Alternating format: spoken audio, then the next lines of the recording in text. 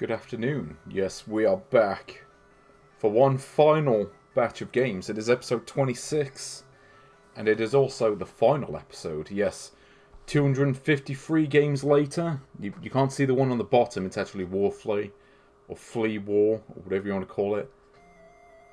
So, yeah. It's early in the morning. Well, it's 3 PM over here. I wanted to do all of this and still have enough time for dinner.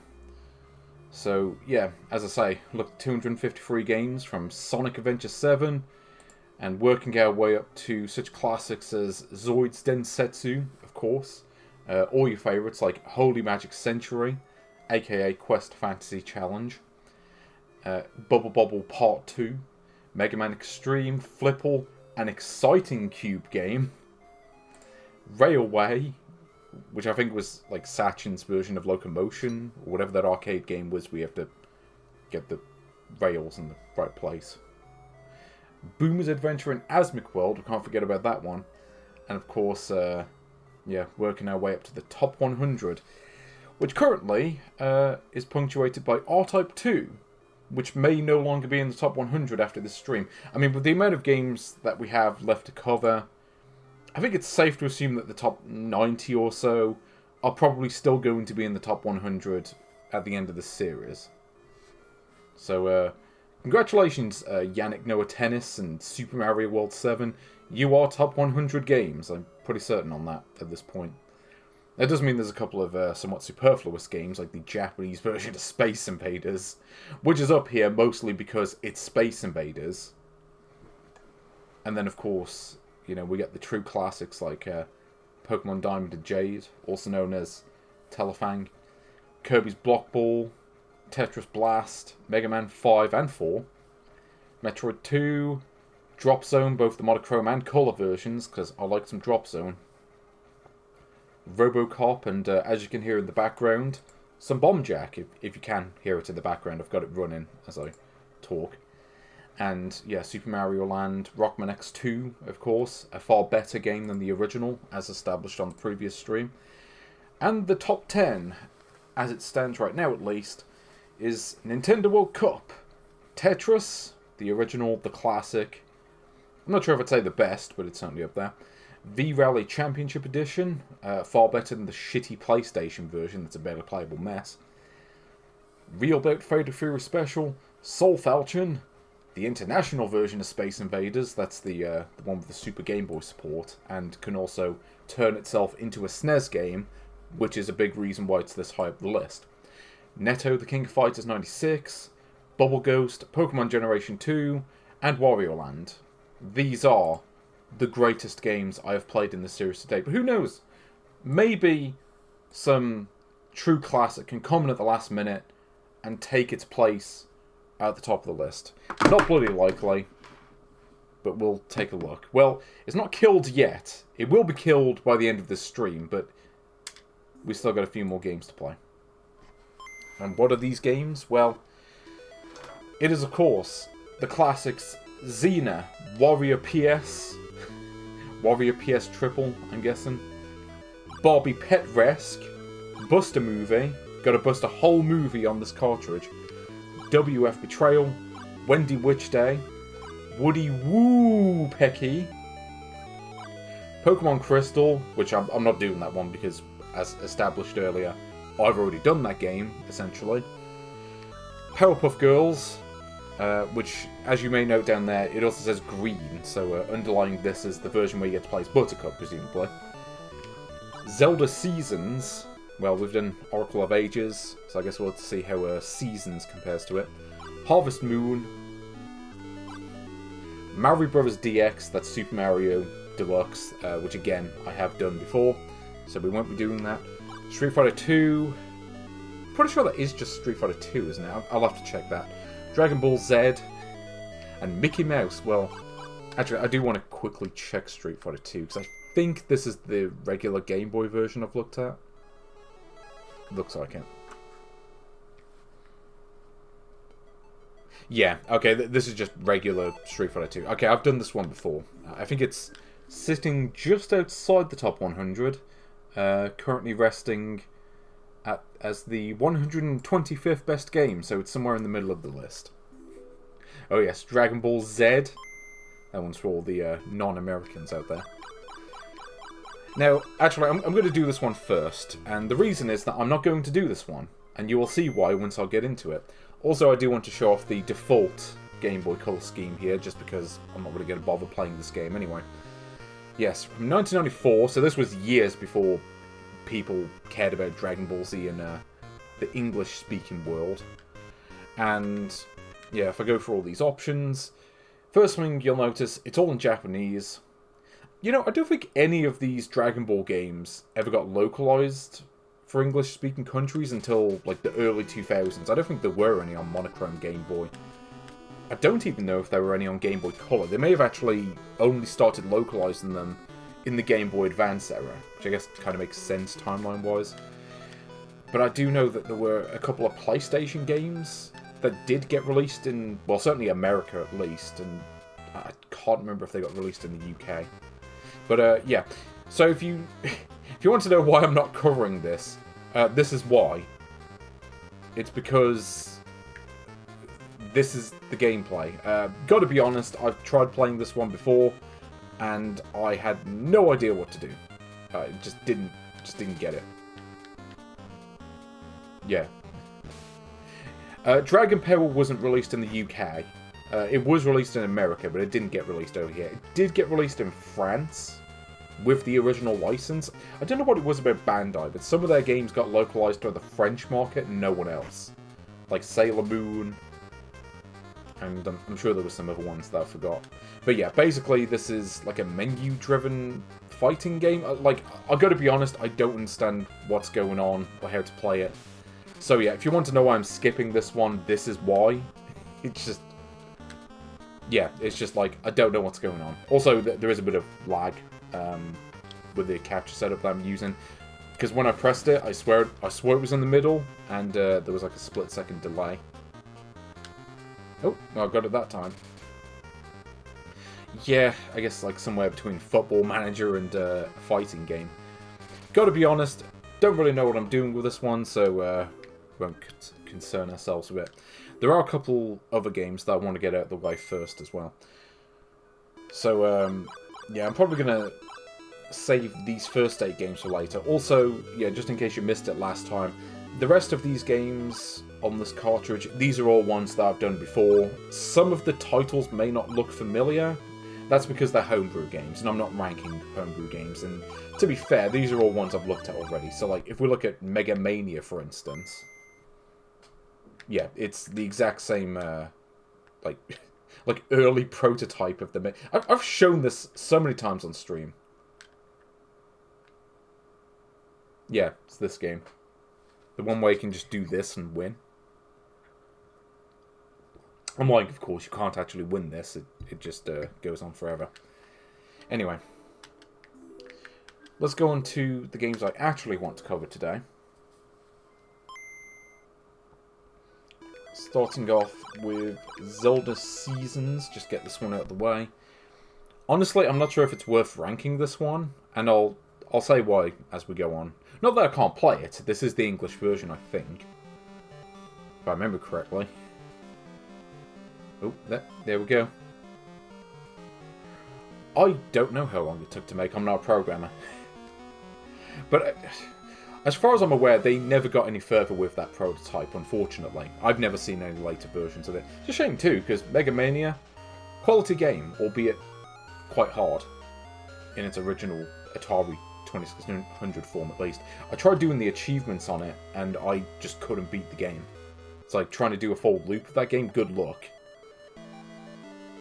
So yeah, this is pretty much the same intro that we saw with the other game. So yeah, we saw Oracle of Ages before, now we have Oracle of Seasons. Secrets in Game Link, I don't think I can do anything with those at this point. Well, I think I called them Link last time, let's just call them... You know what, this one can be... Jello! This is where I get sued. Yeah, my new protagonist, Jello, the legend. No relation to J-Lo, of course. Also, hello Robin, how you doing? Actually, I should get the feed up here just so I can see. Also, yeah, thanks for the 10 streams clip. Should you like watching these? Or watching me fail at these old Game Boy games that are mostly obscure. Though occasionally you get games like this which are not quite so obscure. I don't know, should I rank this one? Or should I just skip it? Because I was thinking that I should rank these games separately. Like this, because I've already done Oracle of Ages. And I hadn't really looked into this game.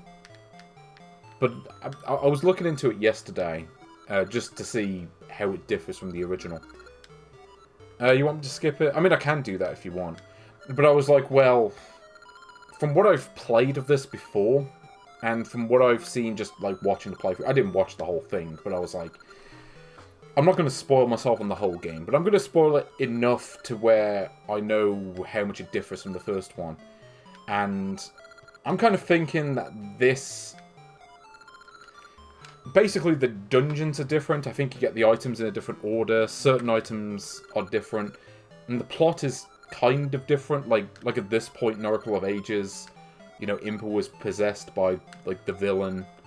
And then it's like, oh no, I've found the Oracle of Ages. And yeah, here it's a little bit different. But I think from a gameplay standpoint, like, qualitatively, I really don't think there's much to separate the two. I'll play this one briefly. I'll at least do the little, like, intro dungeon thing. I don't know if it's going to be worth ranking, though. Because, honestly, if I rank these games, they're probably going to be side by side on the list. You know? I mean, Oracle of Ages, currently number 17 on this list. And this is probably going to be 17 or 18, let's be honest.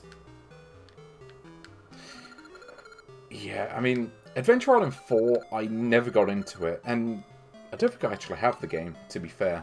But, like, I have the first game on, like, some multi-cards here and there. So, yeah. Oh, can I pick up this barrel? Apparently not. He's the greatest dancer.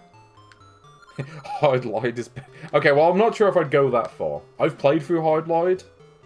Hard Light is interesting, but it's very of its time, let's say. It is, it's a game that I appreciate. It's the only RPG on the Famicom that I ever, like, could tolerate enough to actually finish it. Let's put it that way. So it's got to be doing something right.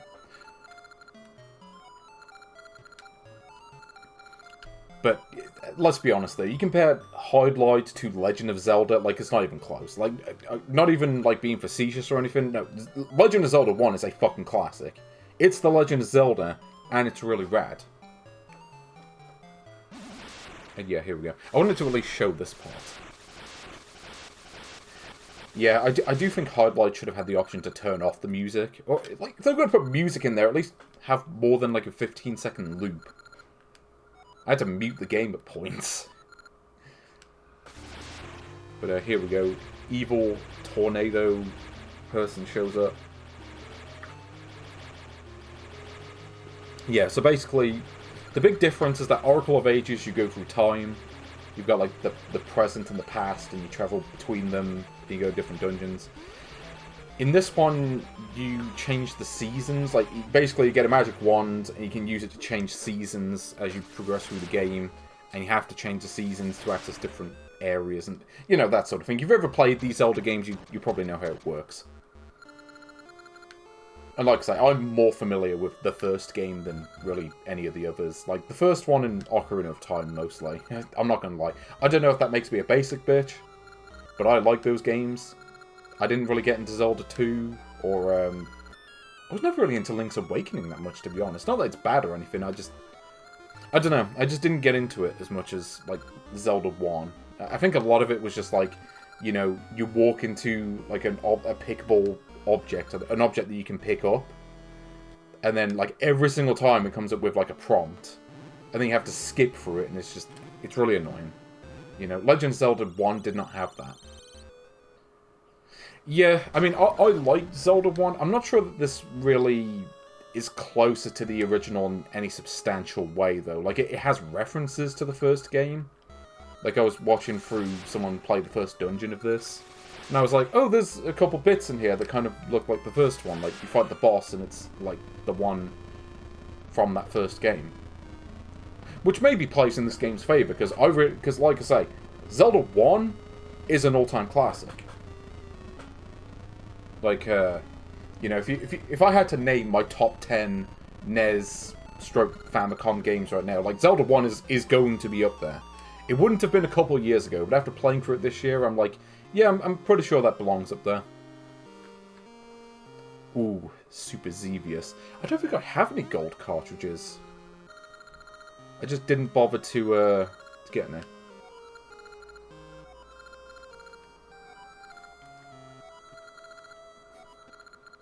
So when we're going to play some Chic. Le Freak. It says Chic. I don't even know what I'm talking about. But yeah, I'm not sure what the best cartridge I have is. In terms of like Famicom cartridges. No. I mean, there are some really interesting cartridges on the Famicom, like Salamander. I have a pirate cart of Salamander, but it's not as interesting. Because, you know, the real one is see-through. So it's got that kind of, like, translucent blue sort of colour. I do like my copy of Xevious just because it's got the label on the top. Oh yeah, best of the best. Actually, I've got a cartridge right here. In a box! There we go. Yeah, it's this. 150 and 1. I don't know what this title is. It's something in Chinese.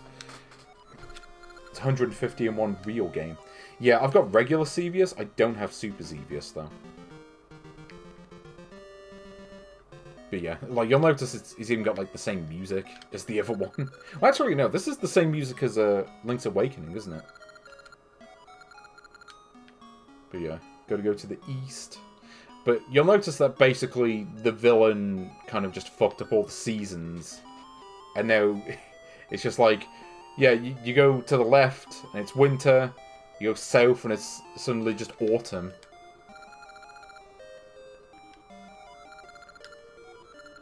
Gash nuts. Yeah, it's kind of like when, you know, like pistachio nuts became a meme. And now everyone loves pistachios. I've loved pistachios before they became a meme. Like, pistachio ice cream is top tier. And always was. Also, you can see the little bombable wall on the right. You know, that probably is a direct quote. That feels like the sort of thing I would have said. Also, yeah, the 401 real games. Yeah, I'll see if I can find that cartridge somewhere. Because I got the console. It was like a console that came from Debenhams. Yeah, so basically here you plant the seed, and then it grows a tree, and then that gives you power-ups, I think. Yeah, I've only got the 150 in one myself. The problem is, it doesn't work properly on my real Famicom. I have to use a clone system. Supposedly, you can solder it, like, you can mess about with the cartridge to get it to work on a real Famicom, but as someone who's never really done any soldering in, like, the last, I don't know, 20 years... I don't know. I don't know how it works. Oh god, Rocky and Bullwinkle.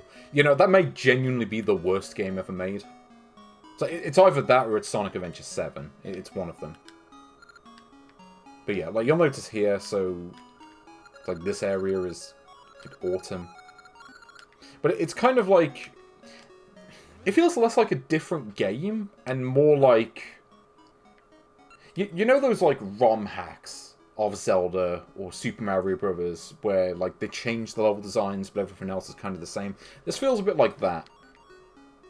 I think these games were released around the same time. I guess it's kind of like Wand of Gamelon and Faces of Evil.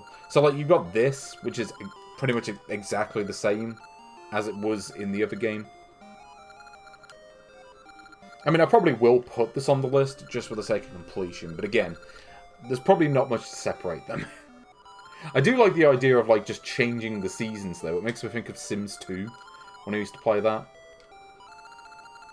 Because, like, Sims 2, they had a seasons expansion, and you could just change the seasons. And this makes me think of that. It's been a while since I've played The Sims 2.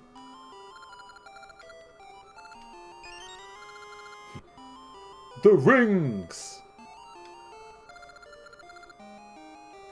You know, I'm now thinking of this, like, super old YouTube video. Like, from 2005, I think. Like super early. We're talking, like, before the AVGN was even on YouTube. And it's just, like, a review of Superman 64. And it's just a bit where he's just going, like, all these amazing features! Amazing combat! And then Superman just like, the rings! The rings! The rings! Oh, yeah, speaking of The Sims. Ugh. Yeah, apparently EA's going down the drain. More so than they already were. I mean, EA died after the 3DO, to me. Like, they made some good games after that, but also I'm just like... You know, for me, EA is, like, the Mega Drive. Like, I think of EA and I think of the Mega Drive. Like, I don't really care that much about most of the games that came afterwards. Here we go. So I've got to equip it. How do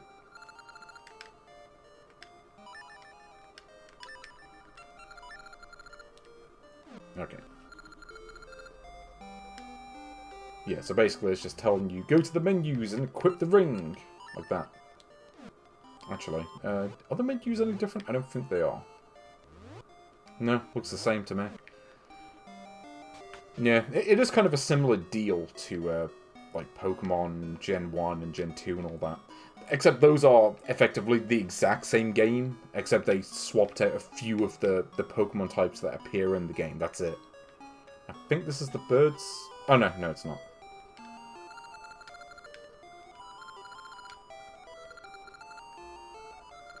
I think this one actually, in a way, is probably easier to navigate the map in a sense, just because in Oracle of Ages, you have the present map and you have the past map. It's kind of like Sonic CD, where the maps are similar, but there's some layout differences, and certain things are different, or they're in different places.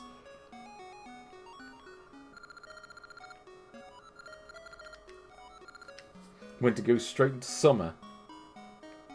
Well, that's I was about to say that's Arizona for you, but I don't think they have winter over there. What happens if I try to go in... No. I was trying to think, what happens if I try to go inside that space? Maybe if I can lure him outside the shop. Yeah, Sonic CD, there's a classic. Though, I would recommend playing the Sonic Origins version, just because you can see more of what's around you. I always found that going... like traveling through time, like, intentionally, was maybe a little bit harder than it should be. It's not as...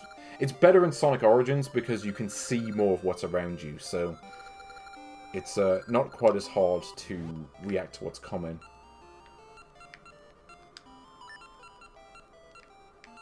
I'm gonna call them...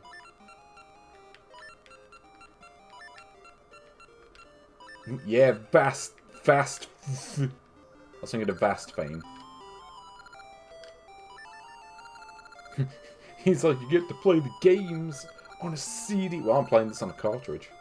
You don't even need a CD to play this game. Who's this? Wait, can I not talk to you? Okay.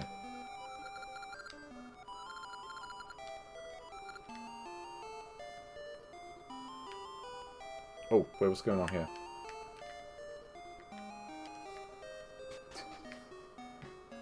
I'd rather be full fucking screen. Okay, I don't remember where to go. I think you have to go north. Like I said, I'm probably not going to play much of this, because, again, you compare it to Oracle of Ages, there's not a whole lot that changes. But I may as well show off the season mechanic here, where it exists. The seasons are in chaos! We gotta save the livestock! Game Boy Player CD. Yeah, my favourite add-on. Yeah, here we go. So, oh, now it's suddenly winter. Also, I don't have any weapons. That may be a problem.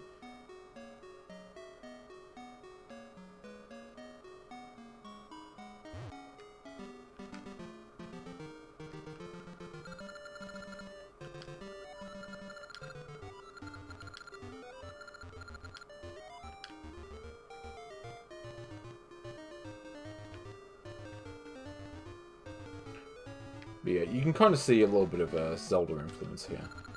Just because the types of enemies that show up at the beginning. You know, the Octoroks, Tektites and Levers too. But with your help, our hero pulls through. Oh. Yeah, also don't do that. Yeah, unfortunately that's not an option. Just doesn't let you do that. Fine, we'll go the other way.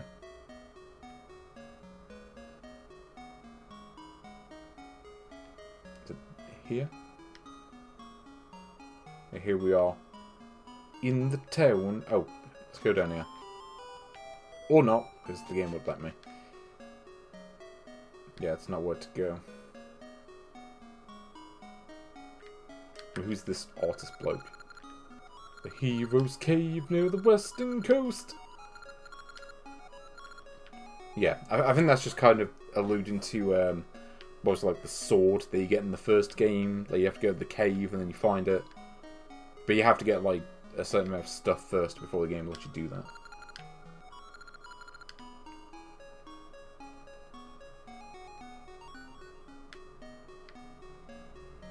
No, I think we have to go west. Go west again. Well, the walk animation is fine. I don't know. It's not something I really take notice of myself. And I'm someone who takes note of goofy things a lot of the time. Fine, we'll go this way. Just because I can. Okay, this looks a lot like the area from Link's Awakening.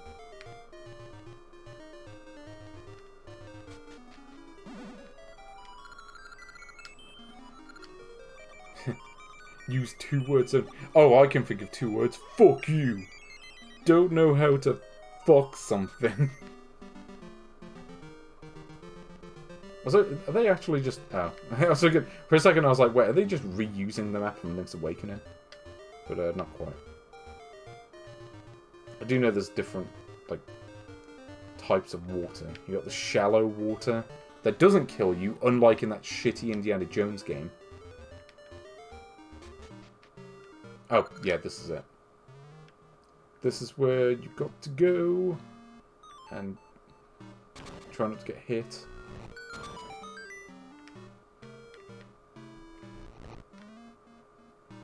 Also, sections like this are actually harder to do with the GameCube controller just because it's kind of hard to line something up so that you're always going in a cardinal direction. If you can move diagonally, it actually makes it harder.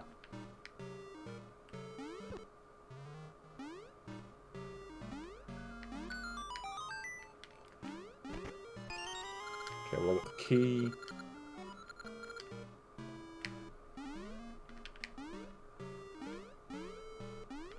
No, I don't think those things actually hurt you.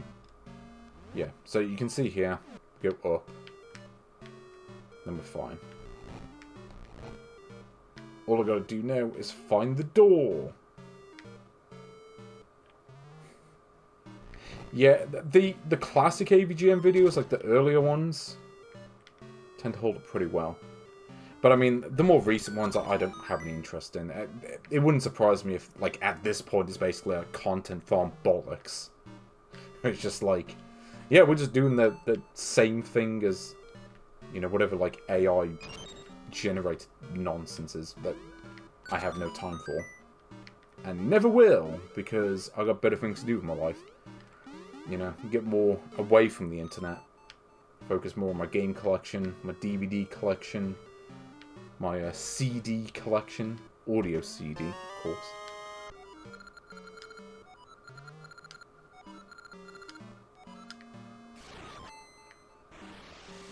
But yeah, here we go. So I think at this point we just go back. Also, I can do this! Which is cool. But I can't use it to dig through the... yeah. I need a digger for that. And by a digger, I mean a spade, of course. Ocarina of Time is a classic game. I never actually finished it. I just remember getting stuck towards the end. And it wasn't like getting stuck on a puzzle. Like, the puzzles I could do. It was just like, when I get to the bit with the combat, and then I'm just like, okay, I don't know how I'm supposed to do this. Just because I keep getting sent back, and I'm just like, well, I guess I'm stuck now. I don't know. That's one that I do want to go back and try to finish. So, can I open this now? Yes. Okay. Oh, God. Yeah. The Indiana Jones video still gets me. It's like how? What do I do here? I'll move this bit.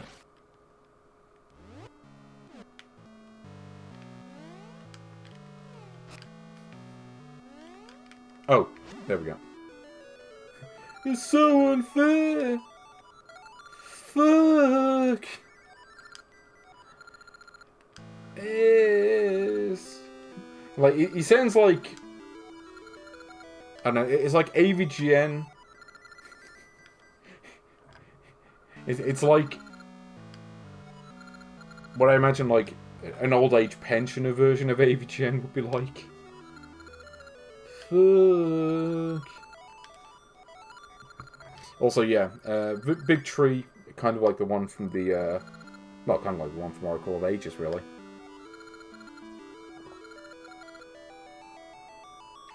So, hello, Dust Hill, what do you want me to call you? Dust Hill?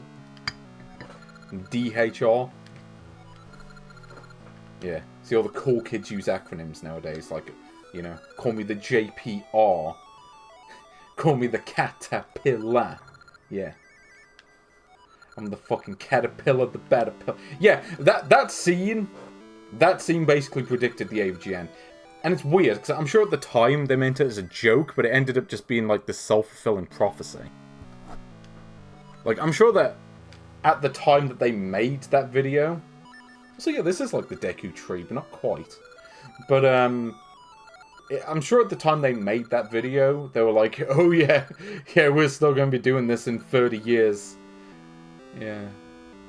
Now we'll just be doing like movie reviews or something. It's like, oh. Do you think if James, like, you know, like he had a vision of the future in 2007, like he saw where he'd be in 20 years, do you think he would have still made that video?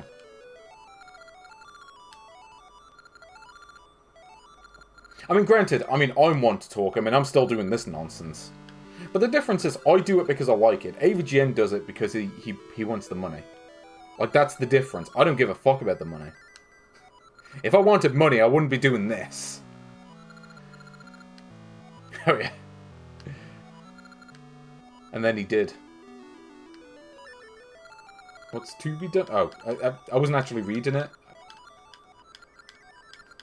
I thought picking yes would let me go to the next part. I think I have to pick them now. Sorry, I was too busy looking at chat. No, you do not need to repeat. Imagine being stuck in an infinite loop, like your D-pad stopped working. It's like, well, I guess I'm just stuck on this this section. Yeah, to be fair, I haven't watched AVGN much in ages. Aside from maybe watching a couple of the YouTube videos on stream, I've barely watched AVGN at all. Like, I remember... what was it? Amiga CD32? Where it's like he didn't seem to fully understand, like, the history of the console. And, you know, it's like, oh, here's part 2 where I'm going to do some shitty sponsorship deal. And it's just... no. I'm like, no, I think I'm good. I think I'm good.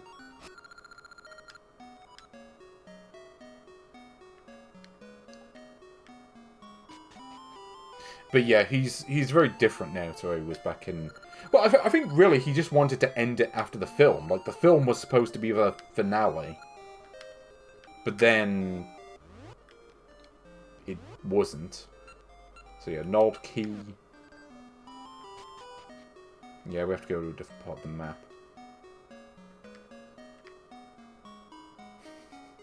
Who is the true nerd? Yeah, it's kind of funny, like, used to have Mike Matei, Bootsy, and everyone else. Kyle, you know, the man of he's going to take you back to the past fame. But then, you know, like, they're all gone. Now it's just Screenwave? Like, who even's working at Screenwave? It's like, okay, you have Justin What's-His-Face, and then I don't know who else. Yeah, I don't know. I remember the film... I don't think I ever saw the whole thing. I just remember seeing clips of it and thinking this looks kind of bad. Like, the only YouTube film I've seen that I liked was Ashens and the Quest for the Game Child. That film's pretty good. Wait, you found it at Goodwill? You have to tell me what it's like. But like I say, I've heard nothing but bad things. Outside of, like, maybe... like, the people who are so into the AVGN that they'll just watch anything that's got James Rolfe in it. Yeah, here we go. Use the key. Yes, he is doing a film. I mean, there was that Polybius heist. I probably should see if I can watch that at some point. But honestly, I'm probably not going to bother with the new one. Not because I think it's bad or anything, but just because I'm just not a fan of horror films, just in general. Outside of a small handful, I generally just don't like them. The only ones that I really kind of liked and would probably watch again would be like Bram Stoker's Dracula and like the Alien films, like the first couple at least. The first two Alien films are good films.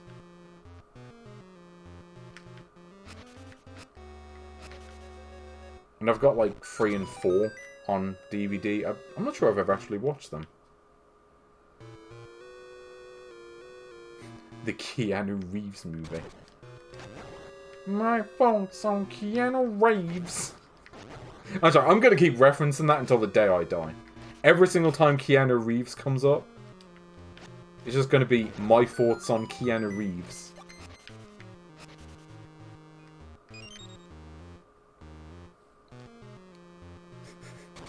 Sex man. I love that accent, you know. Sex man. But I don't know. Am I wrong, or like, am I misremembering, or wasn't like the sex man dude? Wasn't that dude just like an arsehole? Or is he an arsehole, or am I misremembering that? I hope I'm wrong, but if he is an arsehole, I'm just gonna make fun of him without guilt. Because that's just my that's just how I operate. If I think you're an arsehole, I'm just gonna make fun of you without reservation. You know. It's just, it's my standards. Jay Snowwarzer. I mean, people can make fun of me all they want. I don't give a toss. You know. I do what I do.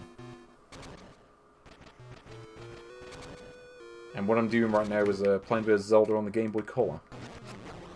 I mean, there is also... It's funny, because I don't have... you know, Zelda...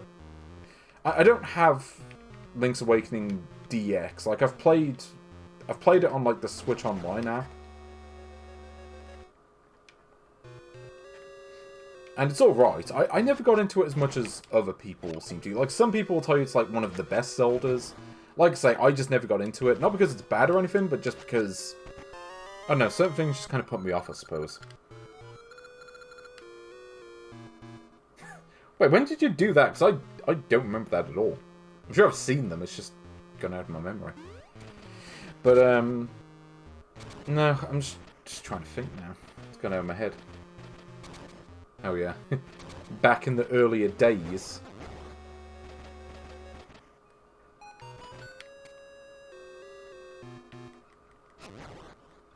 Yeah, I gotta be honest, like, I didn't play Zelda at all when I was a kid. Like, I just didn't have the games. The first Zelda game I had was... what was the one on the Wii? I'm trying to remember the name of the game. I think I've got it still, like my copy from back in the day. It's like Zelda... whatever the first one on the Wii was called, it was on the GameCube. I can't remember the title offhand, but I know what the game is. And I never got into it. I don't know, I just couldn't get into it. I don't know if it's because of the motion controls, or if because the starting area was really slow, like, in terms of pacing. Couldn't tell you. Yeah, Twilight Princess, that was it. I don't know, I've played that, I never got into it. Maybe it's a good game, but I don't know, just couldn't get on with it. Maybe if I played the GameCube version, I'd like it more. I think part of it, actually, was... like the way the controls are set up, because there was some weird difference between the versions where in the original GameCube version, like Link is left-handed, but in the Wii version, they flipped the whole game, for like right-handed people. The problem is I'm left-handed, so that doesn't help me at all. You know, like for people like me, like if anything, they should have just had an option like right-handed mode. Just well, because yeah, I mean, firstly, it's against the canon. Okay, we all know Link is left-handed, and like I say, I'm left-handed, so having to play it with right-handed controls just fucks me up. And yeah, it's just like... But to be honest, I just don't like the Wii controls in general. Like, even ignoring that issue, I just don't like the Wii controllers. I hated the Wiimote. Like, I always... Well, that's not true. I liked it when I played Wii Sports, and then I tried to play, like, every other game I played of it, I just didn't like it. Where I'm just like, you know, Mario Galaxy. Like, Mario Galaxy is probably a great game. And I would probably really like it if I played with a normal controller. But playing it with a Wii controller, I just couldn't get into it. Because I just couldn't get used to the controls. It's not a fault of the game. I just didn't like how it controlled. If I played it with normal controls, I'd probably like it. And I know that they're, like, re-releasing the Galaxy games. I don't know. I probably should see if I can get those. I mean, if they're on Switch 1, I'll probably get them on that. Because they're games that I've wanted to get into, but I just couldn't do it because of the controls. And again, it's not the way the game itself controls. It's just I just don't like the Wii controller. I never did. Like I say, outside of Wii Sports, like the only games I like it for are Wii Sports and like the light gun games, and that's about it. Like they're the only games I want to play with it. Also, yeah, I forgot about this bit. I do remember this, though. Don't remember how you avoid this? Oh, that's how you do it. See, this is kind of annoying. When you have these things, like, off-screen attacking you. But I think that was just kind of a problem with the Game Boy games in general. Because these rooms are always larger than the actual screen. Yeah, like I say, Wiimote, I never liked it. It's one of those things, some people like it, I don't. You shall not pass! Yeah, thanks, Gandalf. Also, I'm really messing up the timing on this. Hold on, get them in the corner! Okay, we've got it. So yeah, this is, well, the checkpoint, essentially. I mean, I watched AVGN. I don't know if AVGN was, like, the first YouTube reviewer that I watched, though. Because I definitely remember, like, Armake and, like, Play Bogart and whatever, and, like, watching them around the same time. And, rest in peace, Marcus. You were too cool for this world. Well, I appreciate it. In a sense. Yeah, so, like, this part is clearly taken straight from the first game. So, like, we go down here, then we go down the stairwell. Yeah, and again, this bit, they kind of just took it from the first game and just updated the graphics. Oh god, that video. I think I watched that video, like, on the stream once and just took the piss out of it. I'm like, why do I look bald? I have more hair now than I did when I was 14, apparently.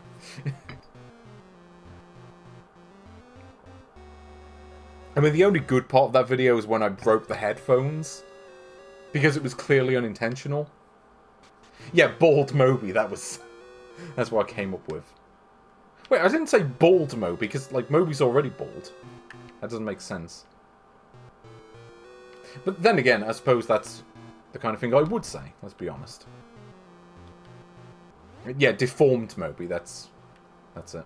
You know, since we're so close to the boss, we may as well just do that anyway.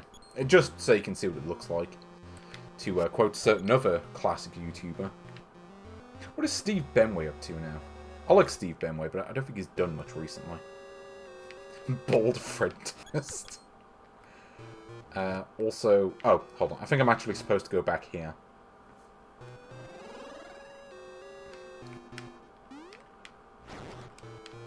Actually, this is a part where you actually just want to spam the sword.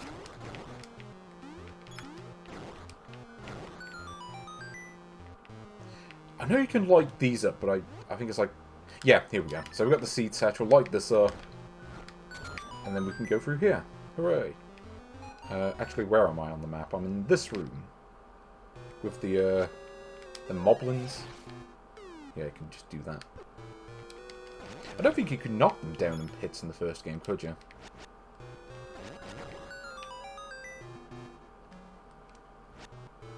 Yeah, the FC LCD... Well, I suppose if you play those on VTO1 hardware or emulate the VTO1... Because, I mean, that's basically Famicom, but with fewer colours. I think it can only do red and blue. Which kind of makes me question what the point is. Like, why would I want a worse version of Famicom hardware? Like, what's the point? Yeah, I do quite like the art style of these games. Yeah, there is an appeal to them. Similar to Link's Awakening, really. More than 250 games. You know, I should take a look at that.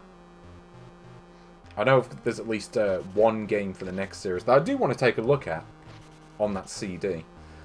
But I don't know if that's the way to cover it. I guess I'll find out. Yeah, so I want to go up. There we go. Here's the old man.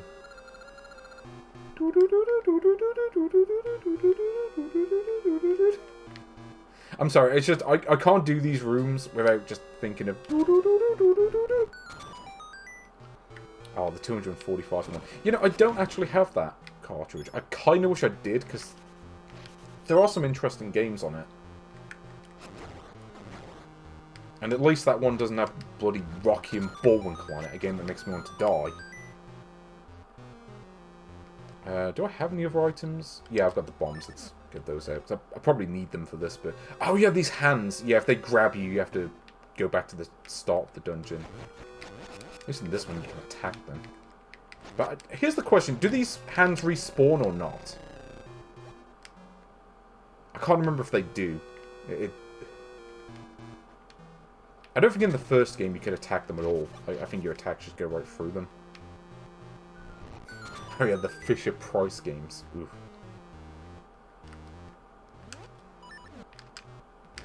Now, one thing that I don't like about these games is how whenever you drop a bomb, like every single time you drop a bomb in this game, you like pick it up. Like immediately. And it's like, why would I want to pick it up? Like, I just want to plant it where I'm standing. It never made any sense to me. And it's not a problem with, like, the other games. Like, I'm pretty sure Link's Awakening, you don't do that. So why this game has a problem with it, I don't know. It's kind of a thing where you think they would have had it figured out the first time. And then they could just keep doing that. Yeah, I mean, a lot of the games on it aren't great, but, you know, there are some bright spots. Oh, see, I always... You know what's funny? I didn't mind these hands in Zelda 1. Like, they were a lot easier to avoid. I think just because of the way the movement patterns differ. In this game, it's like, you go anywhere near them and it's like, oh, we're back to the start of the dungeon. It's like it does what the first game did, but just does it in a more annoying way. I think a lot of it is where they spawn too. Because in the first game, they only spawn at the edge of the screen. Which makes them less of a pain to deal with. Oh. And of course, you have stuff like this. But it's like, okay, well, I don't know where they're going to spawn here. Like, they can spawn anywhere.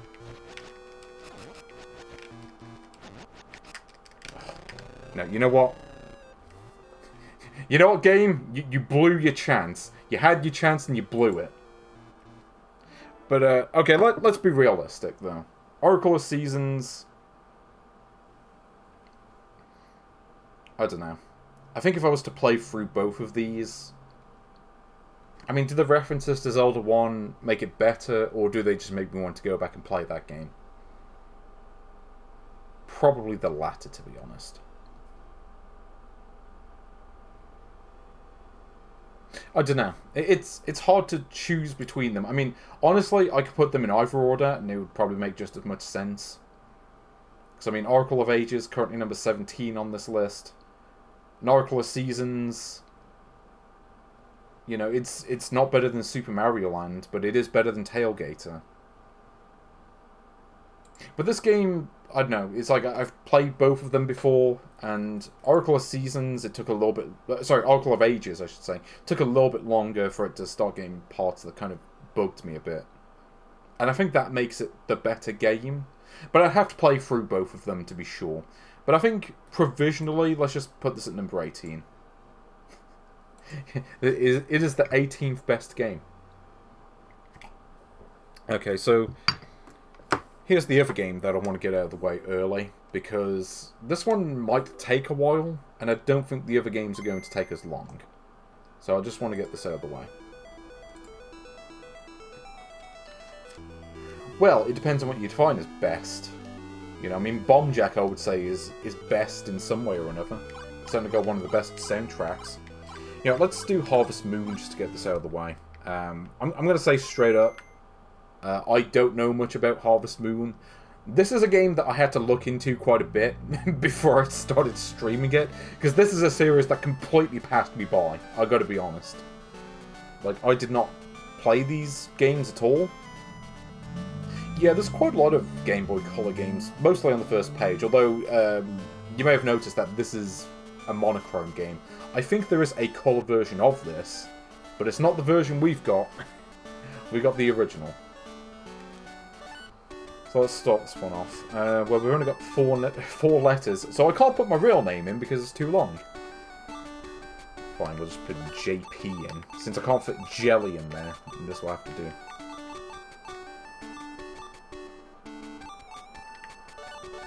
Yeah, let's do that. Re-res. Yeah, I do kind of enjoy watching re-res, I've got to be honest. Also, is it just me, or did the female one look more male than the other one? I prefer cats. Never liked dogs. You know, I had to live with them for like 20-something years, and never liked them. Couldn't get on with them. Oh, wait, there's a second character? Okay, that's... Oh, the second character can be,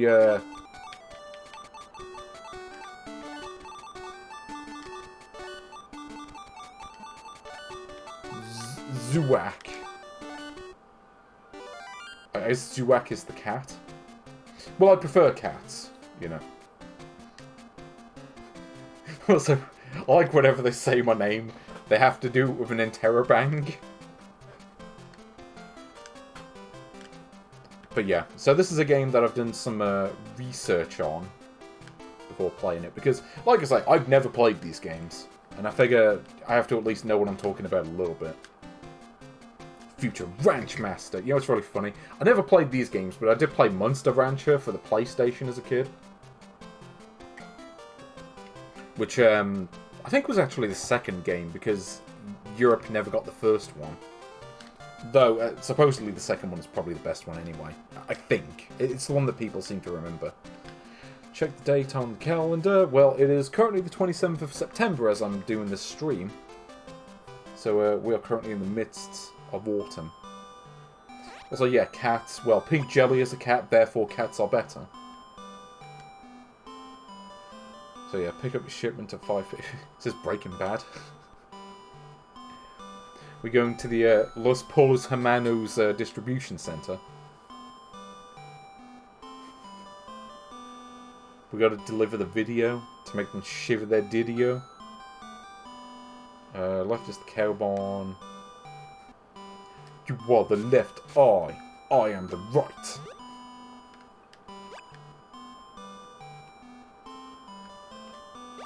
Yeah, so basically, you want lots of milk. So, I'm going to say, you know, one thing that you probably don't know about me, I've never lived on a farm. I don't know how it works. I've never milked a cow. I never grew crops. This whole lifestyle is alien to me. You know, as someone who grew up in suburban bumfuck nowhere, in a town that no one cares about, because it's one of those things. But yeah, here we go. Yeah, I like the concept of this game, though, where it's like, you know what? What if we took Zelda... What if we took Zelda, but turned it into a farming simulator? I'll look for a friend for you, press the A button. Wait, we just... Did we just dial a random number? What's going on? Okay, Zuap. Zuak, what are you up to? It's spring. Well, I'm afraid you're about 6 months late for that. So I press start, it does this. It's fun to stay at the... Oh! I did it my way.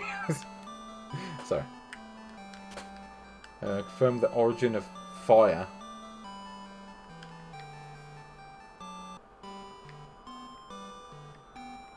Okay, I do remember this whole thing where you gotta try to clean up your farm, get rid of all shrubs and rocks and all that. I know that is a thing in this.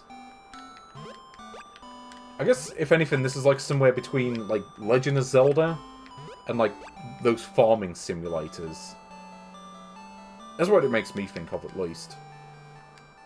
Pick up at 5 PM every day. Do I have a watch? Yeah, I mean, it tells me the time, so I must do.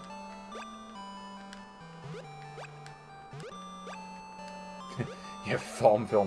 Yeah, I guess in a way this kind of is like Farmville without the predatory microtransaction bollocks. You know, it was a simpler time. It was a happier time before Skinner boxes. Okay, fuck you, Skinner. Get your box away from me. Also, I don't know what you're supposed to do with these. But what? Okay, what do I do with the rock? I thought you could get rid of them. I guess you have to get the hammer or pickaxe or whatever. And then get rid of them. And, yeah, apparently you have to get, like, a wife. And that apparently is the good ending. It's like, get yourself a wife. Then you win. Or a husband or whatever. Feeding stone. Put feed here every day. Okay, well, do I have feed? Oh. There's no cannon fodder, isn't there? Place to... Okay.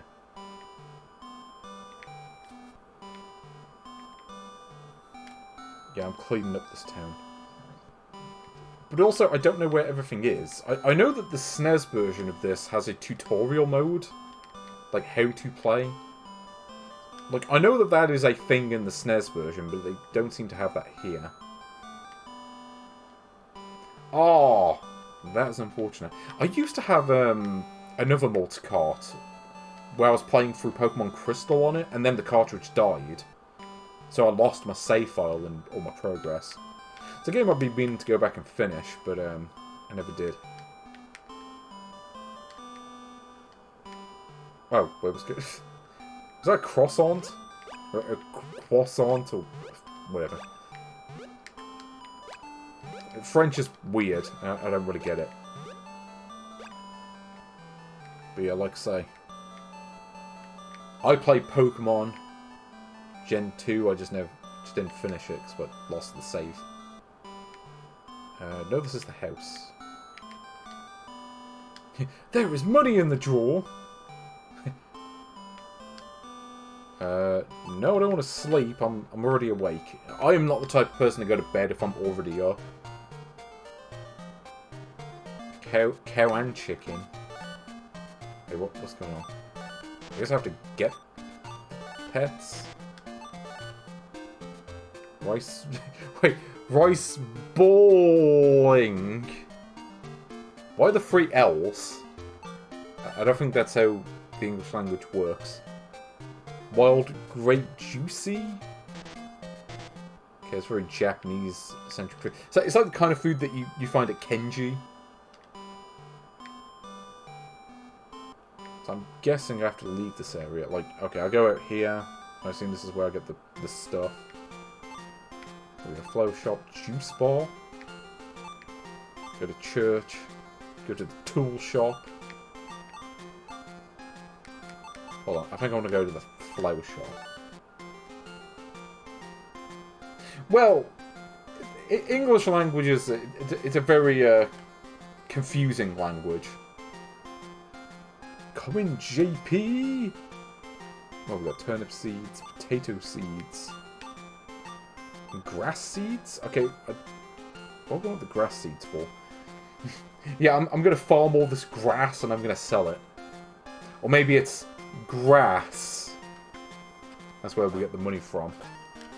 And we'll go for potato seeds. How many do you want? Go for 2. We go for 2. Give you the water can. Oh, thank you. Well, British English is better, obviously, because our language has more U's in it. Oh, I pressed the wrong button.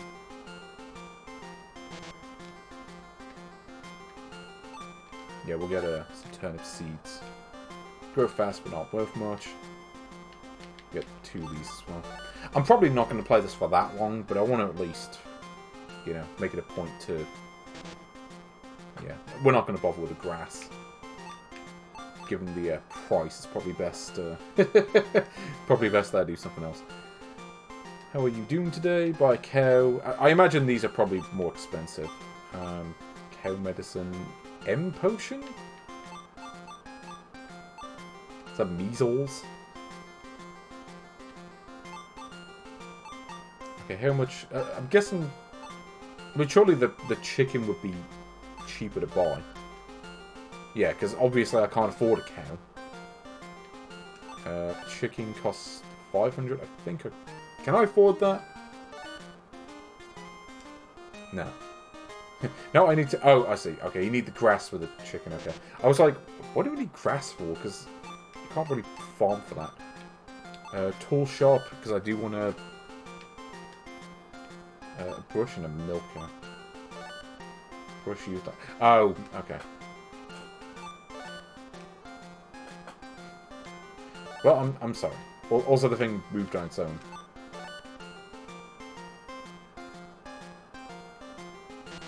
No, we do not need to roll any brushes right now. Oh, hold on. Is it the carpenter that I meant to go to?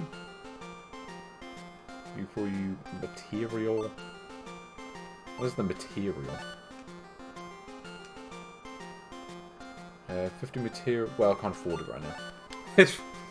Yep, that sounds about right. You know what? We need to pray.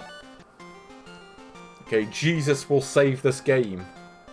I was probably supposed to get 1 set of potato and, yeah. Just want to have a bit of an old pray.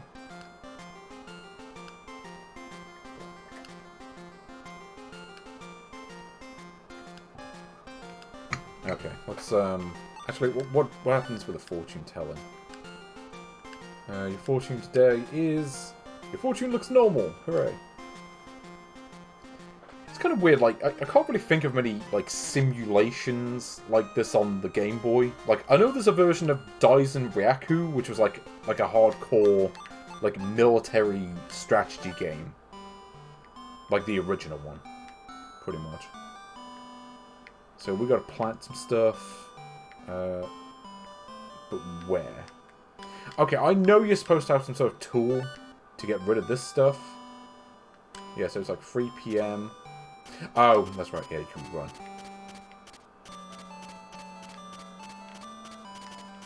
Can't really do a whole lot at this point, though.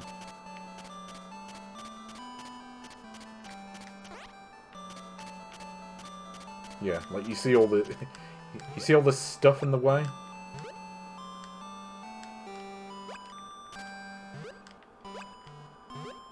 Ah. Hold on. Is this water or is it, like a thing that you plant stuff in? I can't tell. This is the problem with this being in black and white, or monochrome, whatever. Can't really tell. Okay, how do I plant? I want to plant.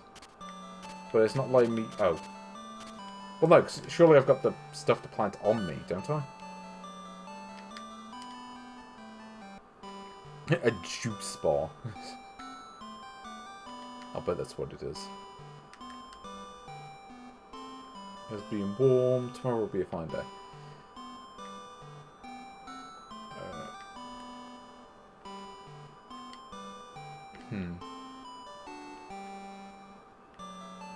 got a bit of a problem. I don't know how you plant stuff. I thought this game had some sort of tutorial mode like the SNES game, and it does not. Probably should have checked this before I started playing, to be honest. Oops. One of those things where it's like... Yeah, this is one of those where you probably have to do quite a bit of research to figure it out. Because, yeah, there's no, like, menus that I can access. Like, I'm pressing all the buttons and it's not working. Oh, no, apparently I reset the game. Okay, I didn't realise I could do that. But I can continue. Wait, what's good? Horse? What does that do? Wait, it's not going to go in the house.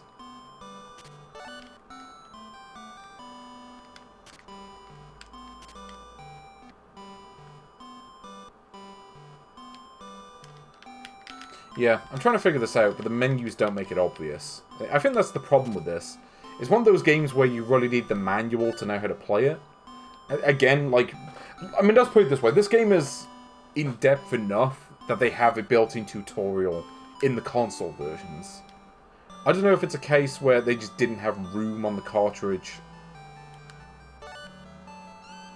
Yeah, I don't know if it's a case where they just didn't have room on the cartridge to do it for this version. Because I imagine that's the only reason they would have cut it.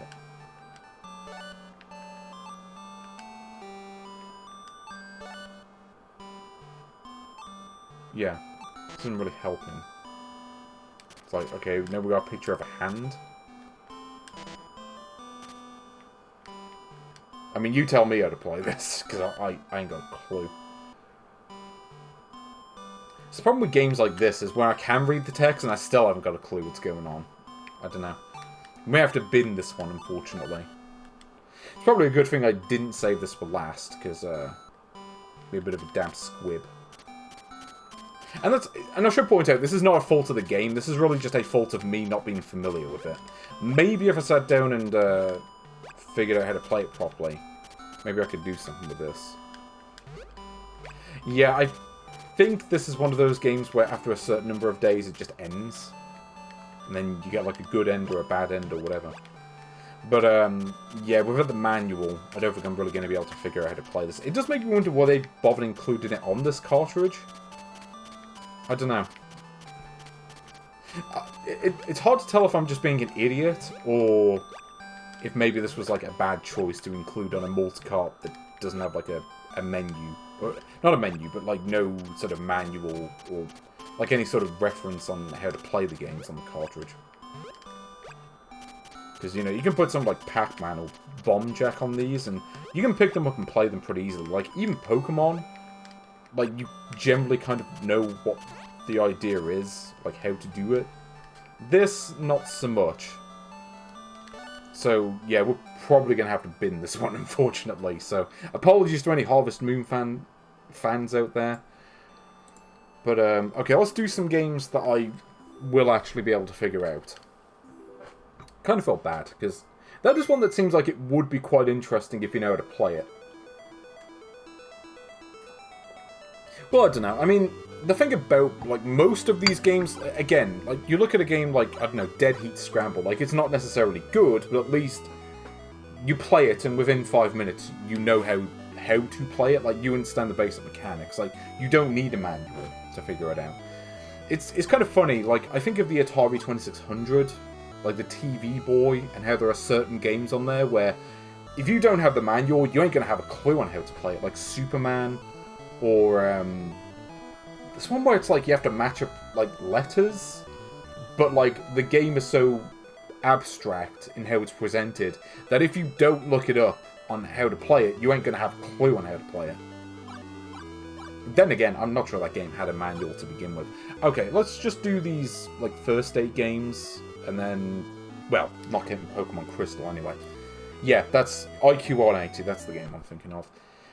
So, Xena Warrior PlayStation. You know, I'm not sure I've ever played this one. But we've got Factor 5 and Titus together at last. And Lucy Liu. So you know it's going to be quality. Universal appeared there for a split second. Titus the Fox, always a sign of quality.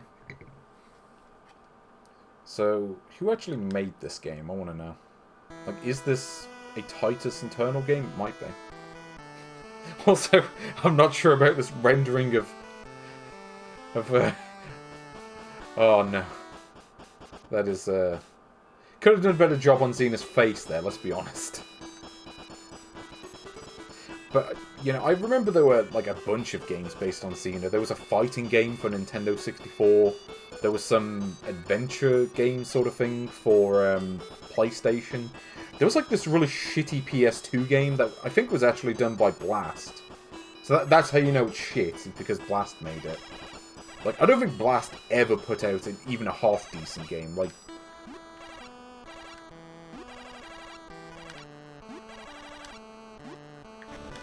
yeah, I'm gonna be JPina, you know, the legend. Oh, we have language options. Well, let's go for the one that I can actually read.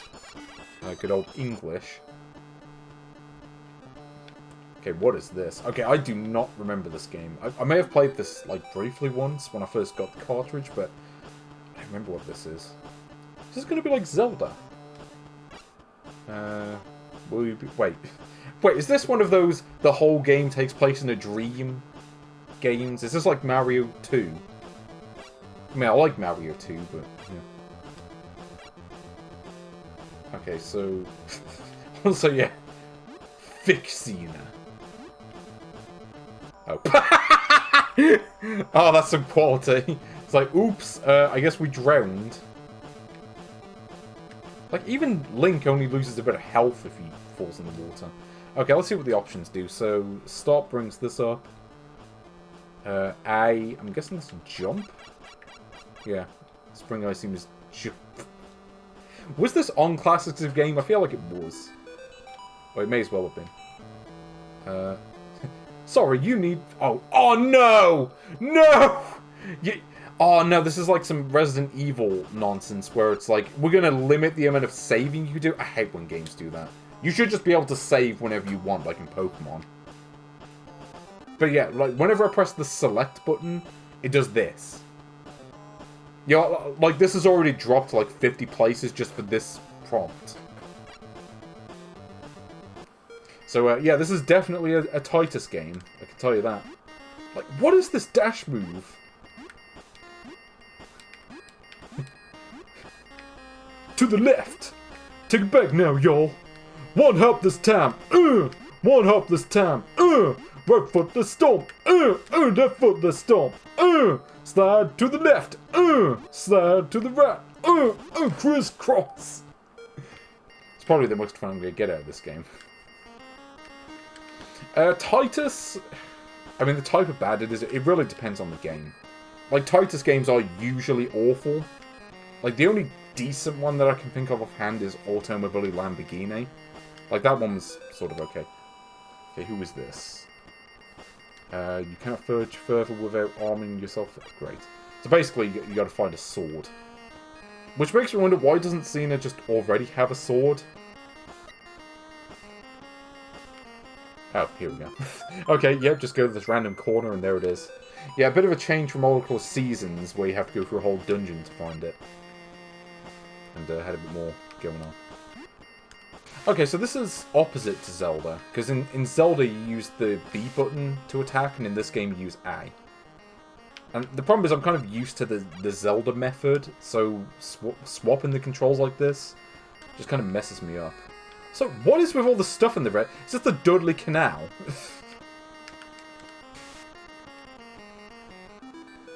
Okay, can we move on now? Okay. Amazing quest. You've walked all the way to the bottom of the area and found the sword. Yeah, I mean, there are some good Zelda-likes. I'm not entirely convinced this is one of them, though. Okay, so now we can move up here.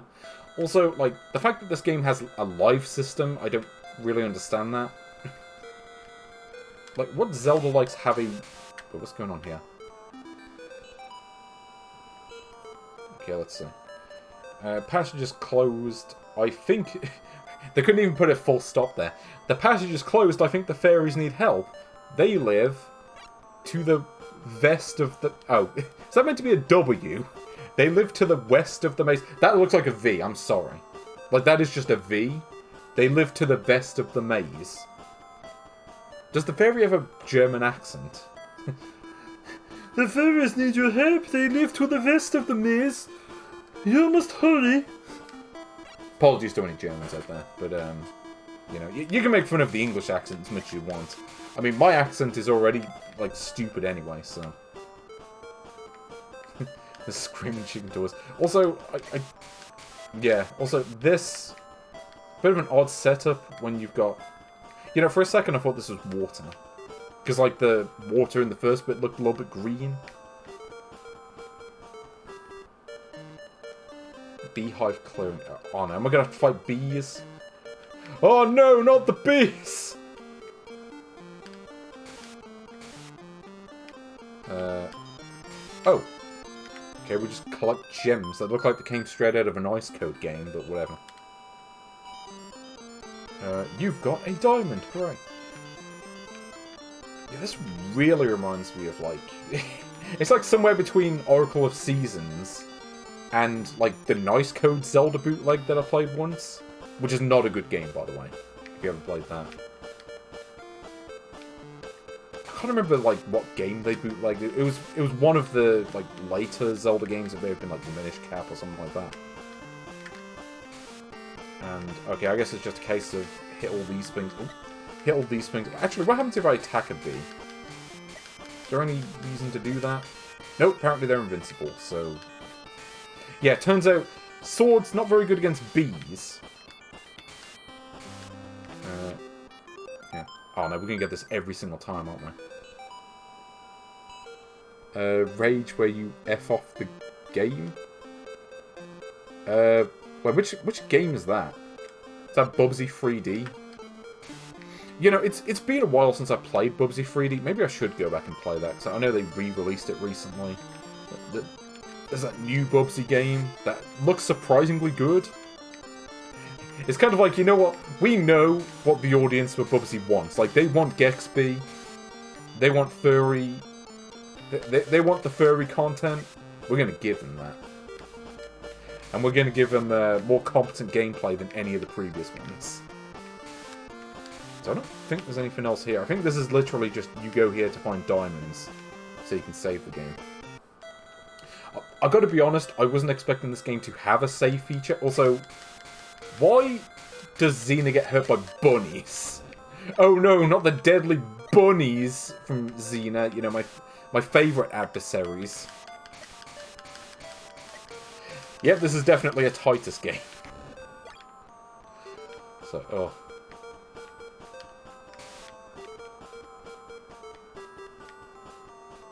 You know, there actually is a Titus game that appears on the Switch Online service. I remember that game being very similar to this. I think it was Quest for Camelot, I think it was called. And I remember that game not being very good. Like, that game, I seem to recall, was also just a very substandard Zelda-like game. Yes, the one from Monty Python and the Holy Grail. Yes, you don't want to deal with that one. That's why you carry the Holy Hand Grenade of Antioch with you, just in case. Also, oh. Yep, here's a fake tree. A fake plastic tree, perhaps. Okay, what am I supposed to do here? Kind of like, well, I guess I'm supposed to go west. But also, like, I went west and there was nothing there, so let's just try going north. Seriously, why do bunnies kill me? Like, at least make it, like, evil, like, warriors or something? I don't know. Like, jocks would be more of a threat.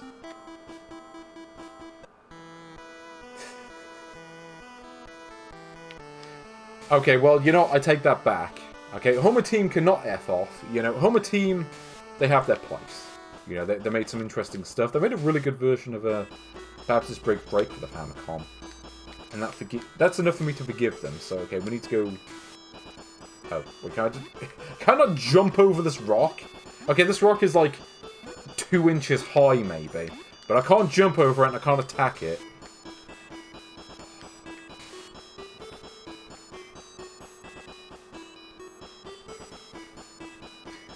Well, you got a better memory than I do, especially for my own stuff.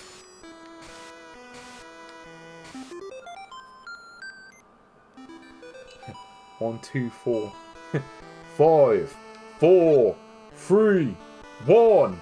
Off blast! Okay, what am I supposed to do to progress here? Okay, I don't get... To be honest, when I saw Xena on the list, I didn't bother to check this one. I kind of figured it was just going to be like a generic platformer game. But clearly, it is not. Also, like, it does annoy me that they have... Also, I keep pressing B to attack because I'm used to Zelda. And it doesn't even, like, tell you this is the button to attack like in those games. This silver touch. I like a Xena with a slow hand.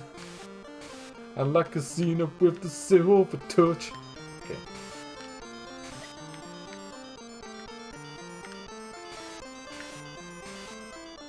Keep going.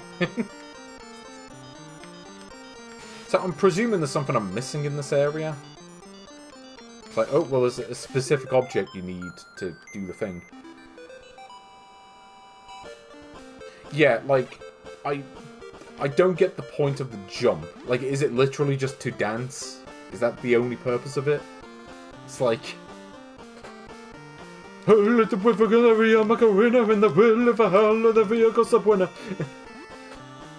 Also, yeah, I don't know Spanish. I'm sorry. I tried to wing it as best I could, just from memory.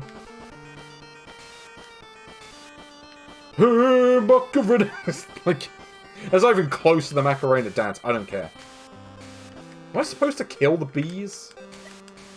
Is it hip to kill bees now? Okay, I can kill the bees. Also, I've got to one-up somehow.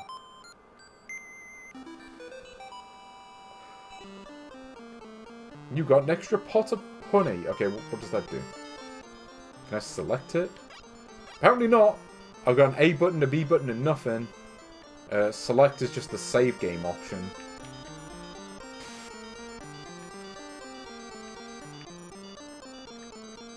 Come on, let's twist again! Okay, I didn't mean to do that, but sure. Woo, woo, woo! Also, what is with this giant clump of snow off to the left? Like, is this, like, they saw Oracle of Seasons and went, yeah, we can do that. Hold my beer.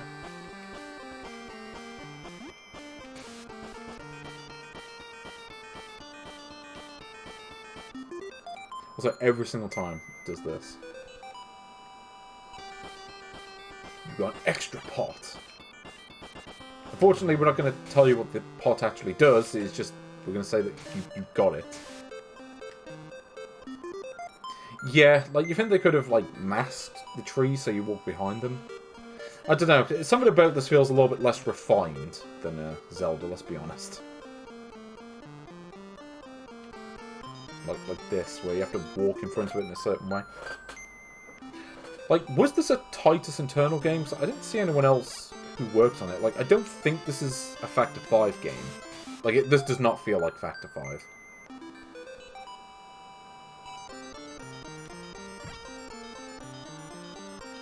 Just trying to kind of figure this out. Like, is there something I'm missing in this area? Because it's got to be here somewhere. I have to find the item that lets me go to the next part of the game.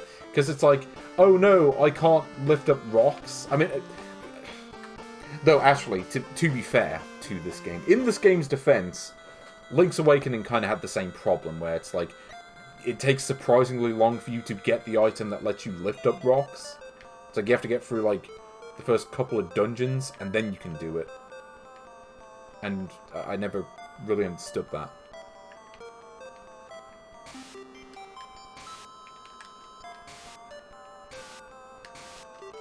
Wait. Wait, what happened? Is that the thing I need to do it? It's like, okay, well, here's just the magic gloves that just appeared out of thin air. Now I have them. Okay.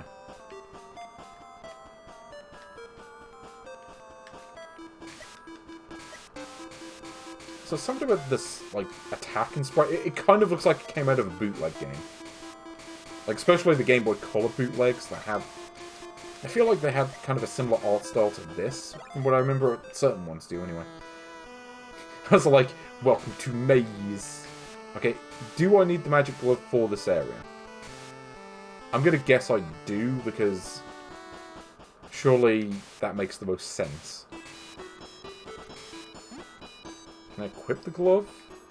Okay, how do I equip the glove? So I've collected a whole bunch of items, and I can't select any of them. Oh, no, I have to scroll up, and then it lets me equip it. Actually, what does the honey do? Let me try that out. Does that give me health back or something?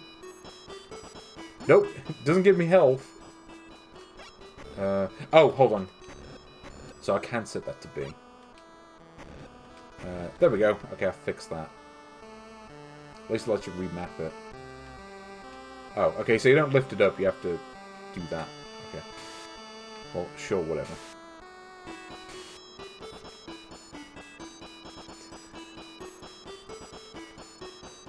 Yeah, like, from what I remember, like, Titus, for whatever reason, they really liked making Zelda knockoffs. Like I said, Quest of Camelot, I have played that one before, and I don't remember thinking much of it. Just, again, I just remember that being kind of a very substandard game. So now we've got boots. Can I select the boots? What happens if I select... okay, well, they don't seem to do anything. So why can I select them? It doesn't make sense. Like Zelda, you had options that... or what is it? Like, you have items that you can't select. Like, they're just items that are always active. And this feels like it should be one of those. And maybe it is. It's just that the menus aren't really telegraphing it especially well. So I know that I've got to go to the west of this maze. Also, yeah, like, they really liked the animation. Can't go that way. Oh, I can pull as well. It's like Tomb Raider.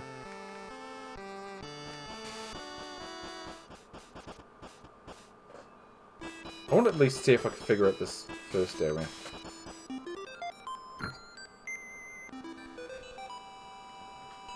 Okay. We got 3 diamonds. I'll take that. I mean, I do want to sort of, you know, engage with this game, see if it's... So I do want to figure out if this actually is any good beyond what we've already seen. If it does improve a little bit. Yes, the maze is the coolest part of the game. Also, this one's for you, Alex. Yeah. But I do want to leave just a little bit, because I'm not taking a break until we're done with this game. There's a lot of diamonds here. At least they give you plenty of diamonds in the beginning, so you can actually, like, save the game. Not that I'm going to save it on this. I don't think the battery on this cartridge actually works. And I think it's one of those cartridges... I think it's one of those cartridges where you actually need to, like... It's like you have to, like, solder it together. Like, some of them you don't. It just depends on what it is. What is this? Oh, extra hearts. Oh, is this like... Zelda? Wait... Well, okay, well, I still only got 4 hearts. Okay, what happens if I select it? Oh, okay, it's a health restore. I'll take that. Thanks, someone called... Here's why... You know, I do know that there was at least one official game on the Game Boy Color that was made by, like, former Saturn developers. It was, I think it was called Armada Racers FX, or something like that. And, yeah, it's basically a racing game, but it's, like, clearly made by former Saturn devs. I don't think there are any credits, but, like, you know from playing it that it was made by them. Like, it just got all the telltale signs. You know, like the same fonts and everything else. Where do I go? Well, I don't go that way. I guess I go up here, maybe? No. Yep, this is certainly a maze. Cannot argue with that. Probably have to do something like this. Also, I like this pulling animation. Yeah, it's almost as good as the one in Tomb Raider. Oh, hold on. Okay, I think I know what to do. Better do this. And then we do it like this. Okay. The only problem is, there's this gap, but you can't do anything with the gap, so I don't know what the point of that is. Oh god, the nice code Tomb Raider game. Ugh. No, I mean, I've played through the first Tomb Raider on the PlayStation, like, you know, the real one. And it's kind of funny, because apparently that one hasn't held up as well as the sequels. Like, that game has a similar problem as this, where your saves are limited, and I didn't like that about Tomb Raider. Like, the fact that you can only save like a handful of times on each level, and if you mess up where to save, then it's like you kind of mess up and you may have to restart the level, and it kind of sucks. Okay, I think I know what to do. Yeah, so this is basically a glorified Sokoban. And I've played plenty of Sokoban on the Game Boy already. I mean, I was playing, what was it, Megalit recently, which is kind of a similar deal. Not quite the same, but, oh, football.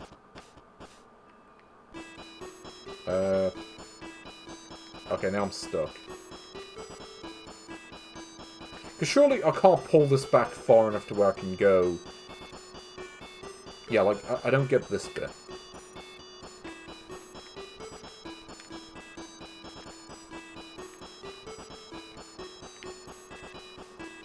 So this does look a bit like the overworld in Emo-DAO, only far more boring, because there's less in it. Yes, yep, here's a bunch of rocks and a bunch of just hedges. 3D effects. Yeah, because I know that there was a PC version of Tomb Raider.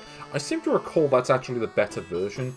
I think in that one you actually could save anywhere you wanted, which, yeah, I think if you're going to play Tomb Raider nowadays, you want to play that version, or the Trilogy re-release, which I think has an option to play it in HD.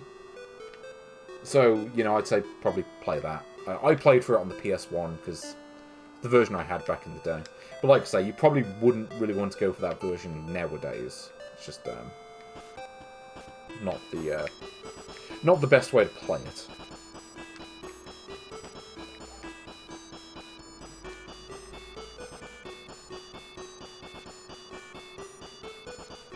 Yeah, not particularly feeling this part. Oh, hold on. Okay, I've just figured it out.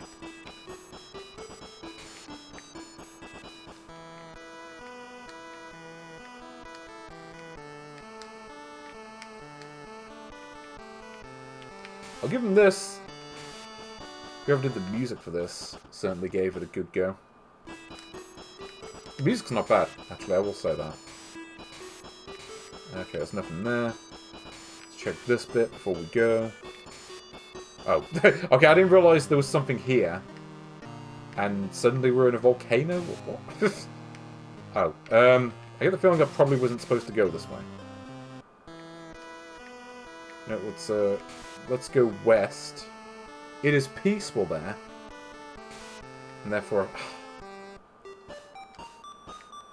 You know, Zelda didn't feel so cramped in terms of, like... You go anywhere near the edge of the screen, you know, just hold up for like a split second. It's like, oh, now you're in the next part.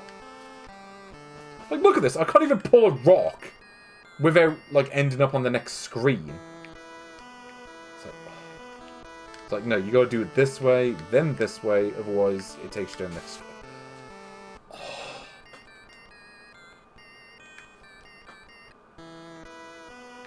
You know, I can't help but think that Zelda did this slightly better. In terms of, like you gotta tap very lightly so you don't accidentally go to the next screen. Yes, Factor 5 did do Contra 3 on Game Boy, which I do remember being quite a good version. Unfortunately, I don't have that game. I kind of wish I did. It's kind of a shame that I don't have the Contra games, because those would have been interesting to look at. So, we are in the Fairy's Den? Okay, what is this?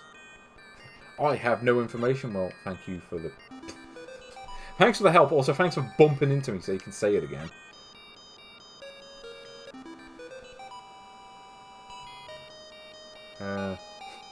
Queen La La La. I thought La La La was like the character from like Kirby. Held captive by the harpies out the forest of stones. Okay, what is going on?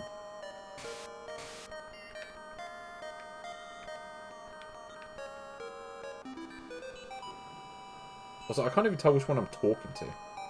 I guess these ones that move about, you can kind of ignore them. Also, this like little jingle that plays, it almost sounds like when you enter a level in Wario Land. But not quite. It's like they heard that and was like, we're going to change the notes a little bit.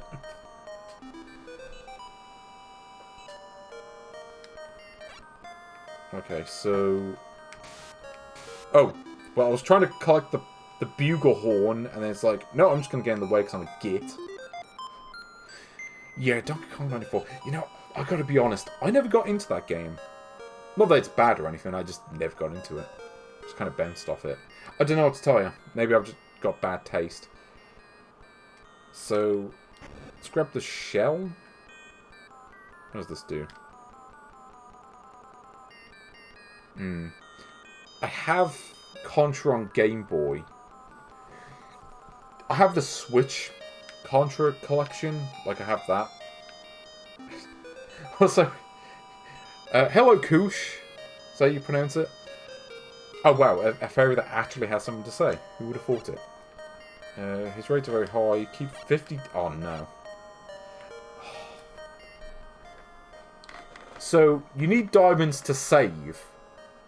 But you also need diamonds to, like, talk to people. I'm not sure this game was designed especially well. Like, you didn't need diamonds to save in Zelda. I'm just gonna put it that way. I'm just saying. Ugh. I suppose there are an infinite supply of diamonds if you keep farming for them, I think. Also, okay. I didn't mean to kill the fairy. I was actually trying to hit the shrub. Okay, let's go inside the cave on the bottom. So yeah, I keep killing the fairies when I don't mean to. You want me to skip the game? Well, we've at least got to look at the shop before we move on. What does this man have to say? Energy for... No. I think I'm going to pass, because I'm only down by like half a heart. Also, don't know what to do here. I haven't really seen a whole... I do want to play this for at least a bit longer. So I'm going to veto the skip game thing. I mean, I can turn the audio off if you want. And we'll play it for just a bit longer. I do want to see what's up this bit first. The Forest of Stones. Well, sure is a lot of stone. Where's Fred Flintstone when you need him? But I don't know. I'm not sure what to make of this game. Bumping this breeze. You know, okay, let me do this. Let you listen to a bit of this.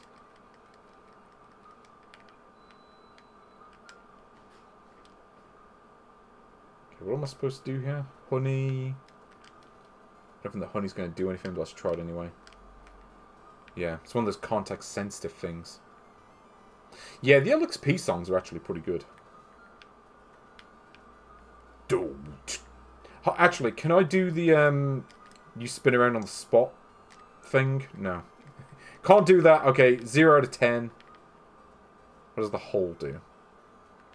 Oh, there's a shortcut? Wait, what's going on? There's like Snake's Revenge. Like, just suddenly turns to a side-scroller. Oh, no, this is not Snake's Revenge. This is like that bit in Ninja Turtles on the NES. That I could barely get out of the water. Okay, apparently this is a shortcut. Also, okay, I need the... I need the spring to get me out of this. Okay, well, it's a good thing I kept going, so I wouldn't have known about this bit. Well, you say there's no electric seaweed. There's no electric seaweed yet. I mean, it's a Titus game. We can't roll it out. They only learnt from the best.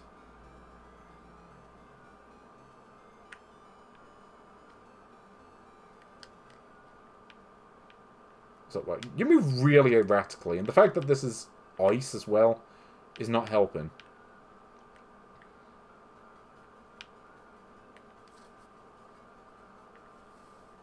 Hold on, is the music actually playing? I think it is. Yeah. Oh, also I wasn't paying attention. I forgot about the oxygen meter. Oops. Hold on, let me turn the Kirby's Block Ball up a little bit. Because I like that soundtrack. Okay, let's go back here, and then I'll probably call it for this one.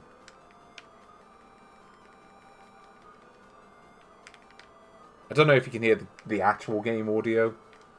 So I've got it running on my end.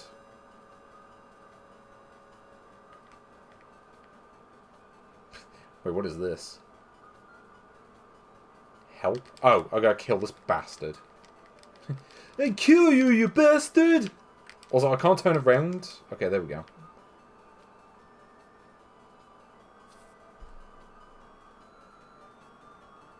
There we go. Great. Help. Well, I'm trying to. See, this is obnoxious. The fact that, like, the text box thing comes up constantly. I guess the gloves might work. Let's try that out. Can I pull this thing? No. Game's not lame, mate. X marks the spot.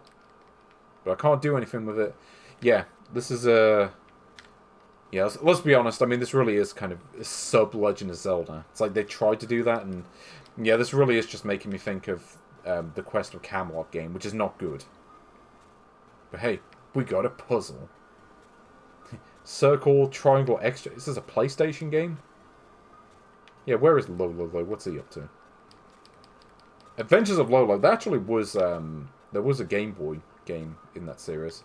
I haven't played the Game Boy one. I don't know how it compares to the NES.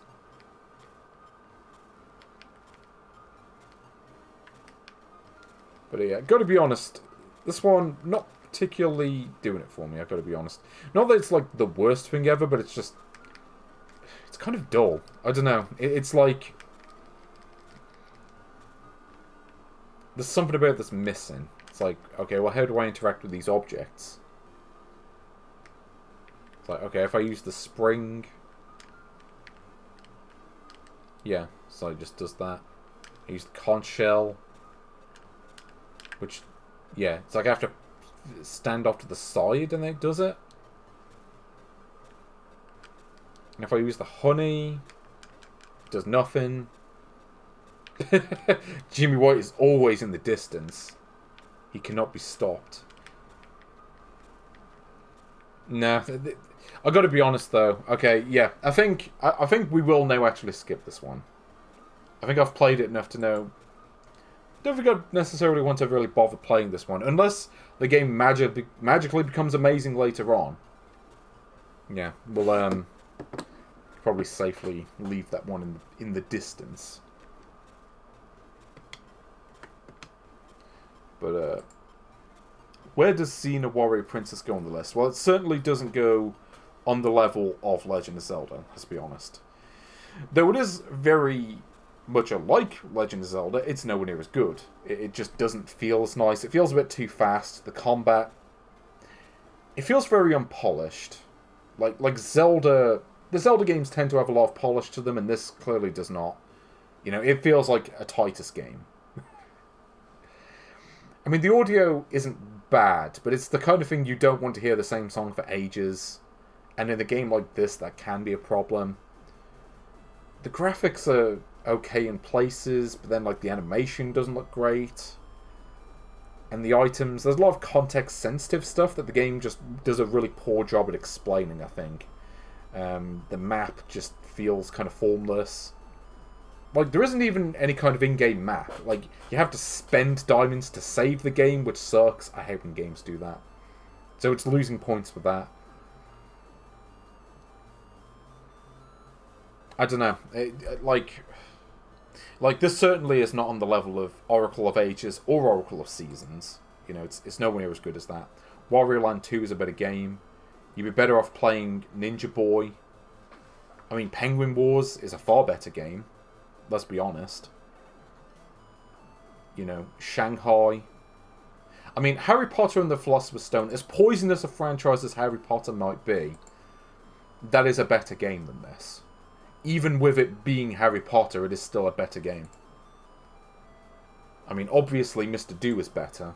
You know, Mr. Do has got the clown factor going for him. You know, there are no clowns in Xena. You've got Joxer, but I'm not even sure if he's in the game. And he's not a clown, so there you go. Sonic 6 is a better game. I'd much rather play Pocket Monster Go Go Go. That game may be too slow, but at least it's got Meowth reciting the opening lines to My Heart Will Go On. I mean, that puts it above this game. You know, it's certainly not on the level of Painter Momo P. Worm Visitor is a better game, because Worm Visitor's got the drip. Xena... You know, Xena's got some real quality. You know, there's some real girl power quality to Xena, but it's not really in evidence in this game. Yeah, Crazy Castle is definitely a better game. Because, I mean, that's basically just a simple puzzle game that works. It's kind of like the kind of game you would want to play on Game Boy. More so than this. Yakuman is definitely better. Like, you get a second person for that game, you're in for a good time. It's certainly no word sap. Wario Blast featuring Bomberman. Not a great version of Bomberman, but it's still better than this game. I'd rather play Kung Fu Master. Ishido the Way of Stones. Yeah, I mean, that is a better game than this. I mean, we're probably looking on a similar level to Monsters, Inc. Because Monsters, Inc... No, I'd rather play Monsters, Inc. I think that captures the spirit of Monsters, Inc., the film, better than this captures the spirit of Xena Warrior Princess. Yeah, because Monsters, Inc., at least it, like, clearly follows the plot of the film. Like, I don't remember a whole lot about Xena, but this feels like they just kind of threw it together. I don't know. Like, I mean, Magic Maze has got a cube shooting at bugs. So that's a better game. Flipple is an exciting cube game. You know, there are no exciting cubes in Xena Warrior Princess. Like, are you kidding me?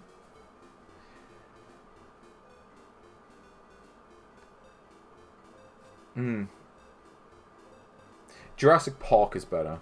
Because, you know what? Jurassic Park has the comic bakery theme in it. And this game doesn't. So, therefore, Jurassic Park is a better game. Because it has comic bakery. I'd rather play Goal. Solar Striker is better. Like, Solar Striker is kind of basic, but it does what it does decently enough. Like, I would rather try to play through Solar Striker than play through this. Mega Man Extreme's better. Like, Mega Man Extreme is massively flawed, but I would rather play Mega Man Extreme than this.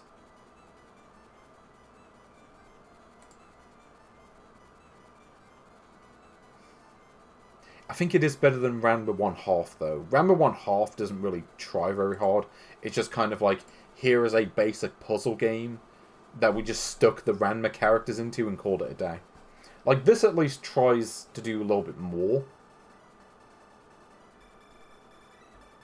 It's better than Vex Block, because Vex Block is just kind of pointless. Like, Xena Warrior Princess might be like a second-rate or a third-rate Zelda, but at least it's shooting high. Like, shooting for Zelda, I mean, that's more than what Vex Block does. Vex Block is just Clax, but not as good.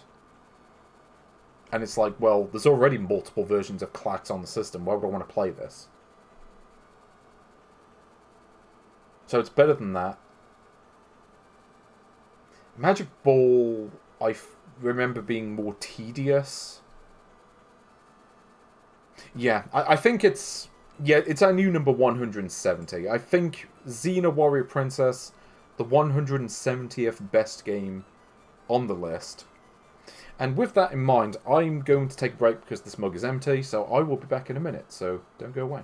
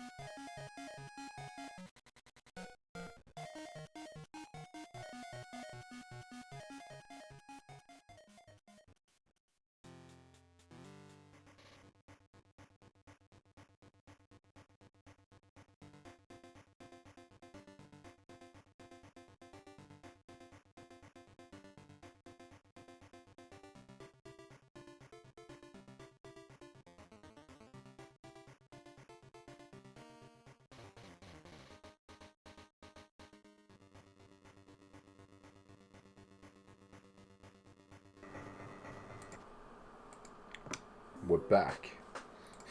Guess who? Yeah. You didn't think we were going to finish this series without taking a look at least one Barbie game, did you? I don't understand. I don't know what you take me as, or understand the intelligence that JP has. I mean, we gotta do it. Yes, it is time for Barbie. It only took us 26 episodes, all the way at the end. But we gotta do, you know, we gotta do this for the girls. This goes out to all the girls watching this stream. Okay, I see you. Yes, a huge thunderstorm has passed over the community. Arbor? We in Wisconsin? What's going on?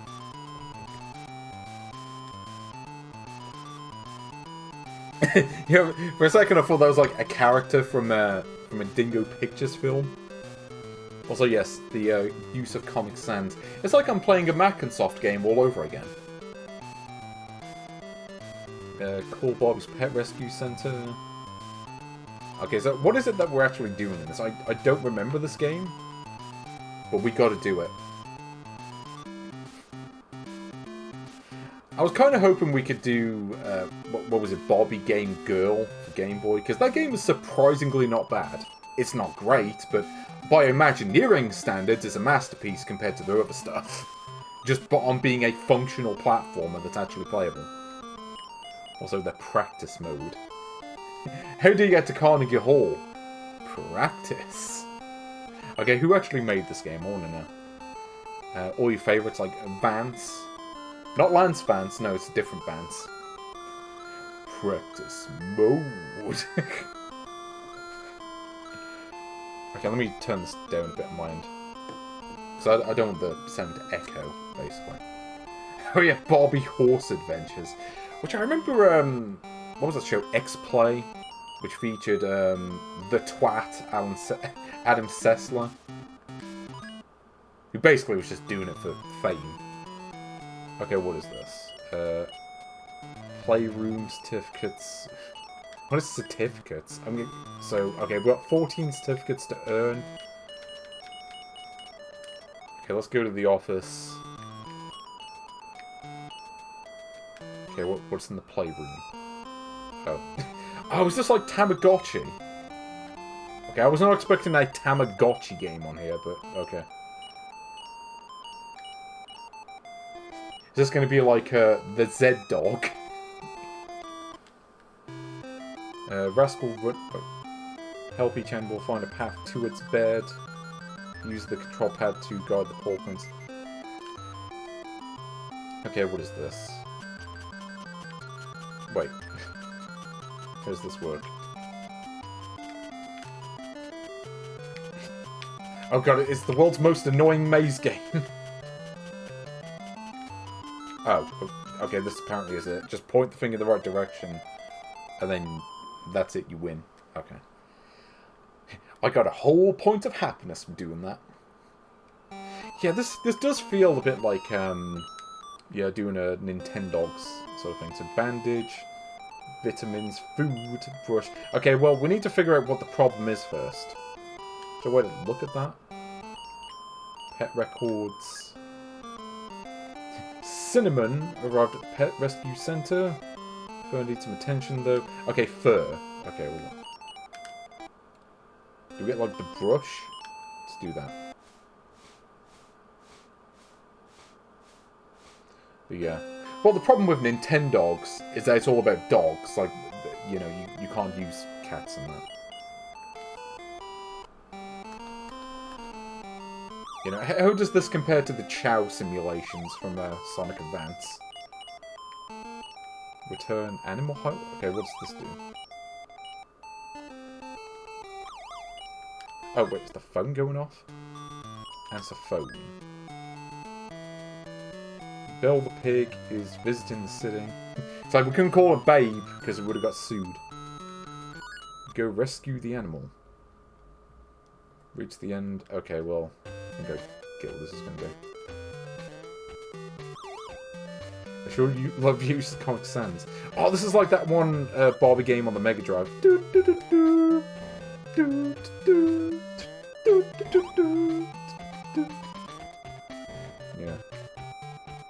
It's like somewhere between that and, what was it, Ghostbusters 2 on the NES, which is not a good game, by the way. If you want a good Ghostbusters 8-bit game, play New Ghostbusters 2. That one's way better.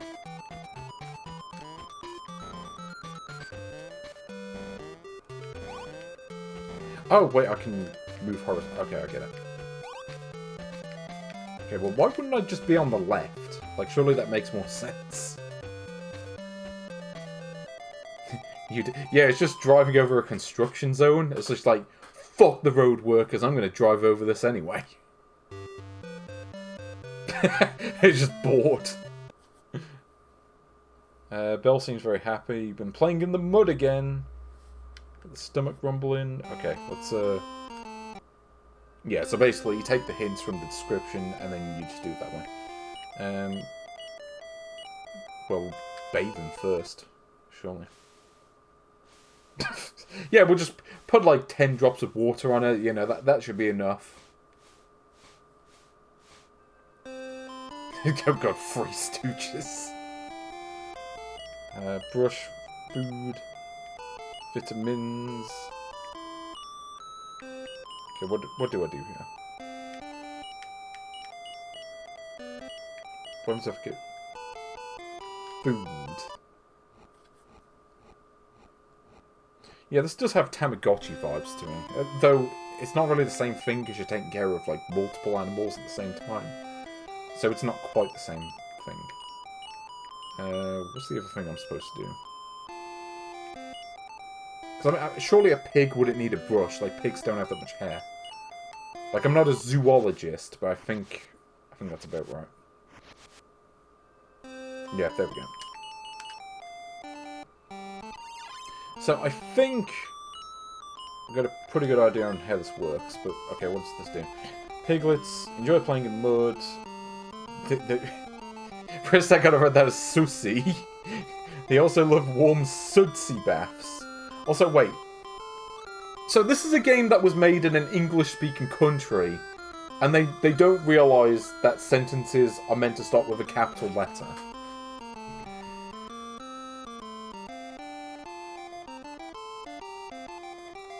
Life or death. I wish this was life or death. That would be a lot more interesting. I mean, I guess this is fine for what it is. Like, you want a game about taking care of pets, then, you know, this sure does that.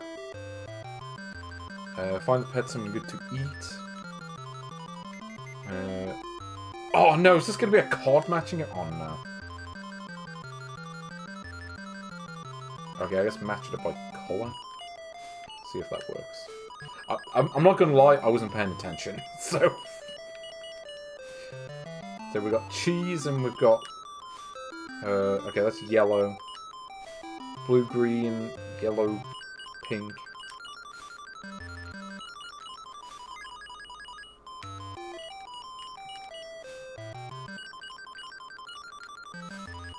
Yep, there we go. Yeah, I mean, I don't know. I mean, this is, again, this is fine for what it is, I suppose. I've played far worse in this series, let's put it that way. The thing about Barbie games is, generally they're not great. But it's one of those things where people tend to... Okay, let's put it this way. People tend to write them off just because it's Barbie, which isn't really fair. I mean, like, I mentioned X-Play earlier, and that's exactly what they did when they reviewed one of the Barbie games. And I don't know, maybe that game is awful, but not entirely convinced, you know? It's one of those things where it's like, okay, would this be good for the, you know, for the young girl that would want to play this? Like, would it be good for them? Like, would they enjoy it? And in the case of this game, I'm like, maybe. You know, same for the Game Boy game, like the, you know, Barbie Game Girl, where I'm like, this isn't a great game, but you compare it to something like Bart's Escape from Camp Deadly, and, I mean, it's a masterpiece compared to that, and it's made by the same people. You know, it's just, it's one of those things. It's funny, because people write off Barbie games. I write off Harry Potter games, because fuck Harry Potter. But, I have no animosity towards Barbie. You know, Barbie does its own thing. I do my own thing, and yeah. Yeah, I mean, the graphics aren't bad. Wait, what is this? Okay, I don't get it. So is it like, I gotta get the pig?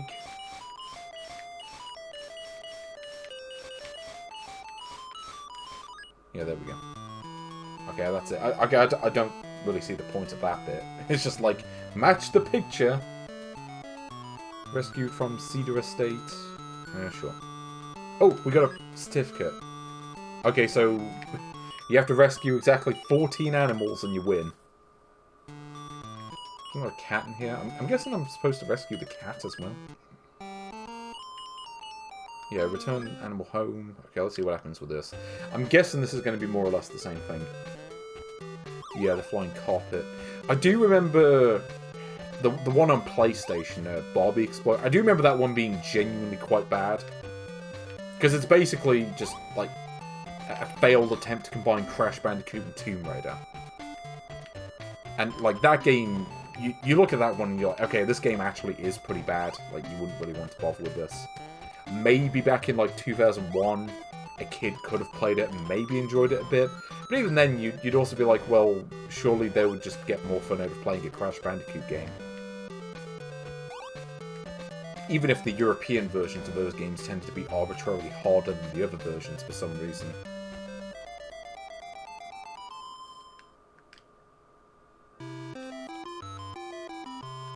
But yeah, here we go. Here's a picture of a cat. Sadly, there is no pink jelly in this game by the looks of things.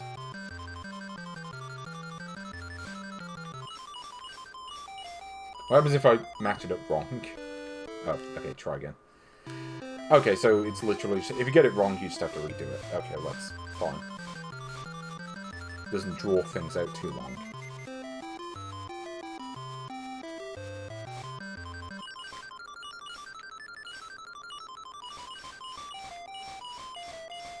Wait, okay, so there are 2 cats? No, apparently I got the wrong one, because apparently there are 2 of them that are exactly the same with different colours. Okay.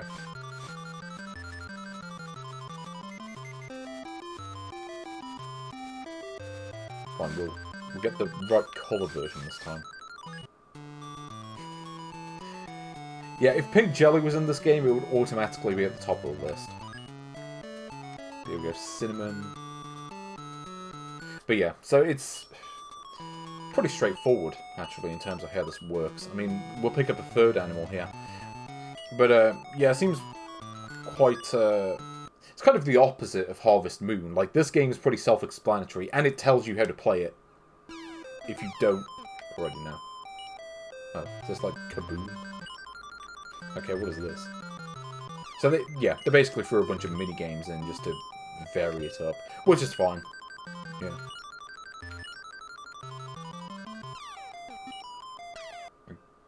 Yep, that's it. Ginger the puppy. Scratching a lot, brushing the coat. So basically, get the brush out and, yeah, use the treats. Yeah, it's basically mini-games with this bit. Where you're sort of taking care of them. Yeah, to be honest, I really don't think there's a whole lot more to say about this one. Like, this is it, really. Like, yeah, I don't know. There's not a whole lot more to say, to be honest. There's actually less to say than I thought there would be. I mean, the game works fine, actually. I mean, you know, would I play this over Xena? I mean, personally, I would say probably not. Because Xena probably has a bit more going on. But judging it as a game in its own right, like what it does, I think this does it better. You know, it's got a bunch of, like, mini-games. Like, the game is on the easy side, but for what it is, you're like... Probably makes sense. Yeah, I'd say passable is probably... Maybe that's a bit harsher word. You know, it is decent enough. Yeah, Xena could definitely do a lot more improvement than this game. Like, what this game does, there's not as much room to improve on it. Yeah, the Xena game's probably tedious. I think it's just a case where if you play Xena, there's probably a bit more to get out of it. But also, if you play through Barbie Pet Rescue, it's probably going to be less tedious. So yeah, I'd say this is better than Xena. It's better than Mega Man Extreme, if I'm being brutally honest. The Mega Man Extreme fans are probably going to get mad at me, but I think the boss fights kind of ruin that game. It's better than Prince Yerud. No relation to Prince Namrud.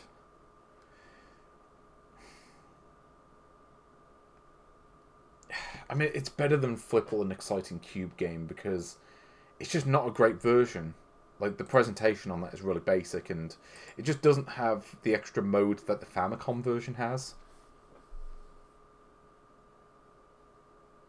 It's better than Zipball.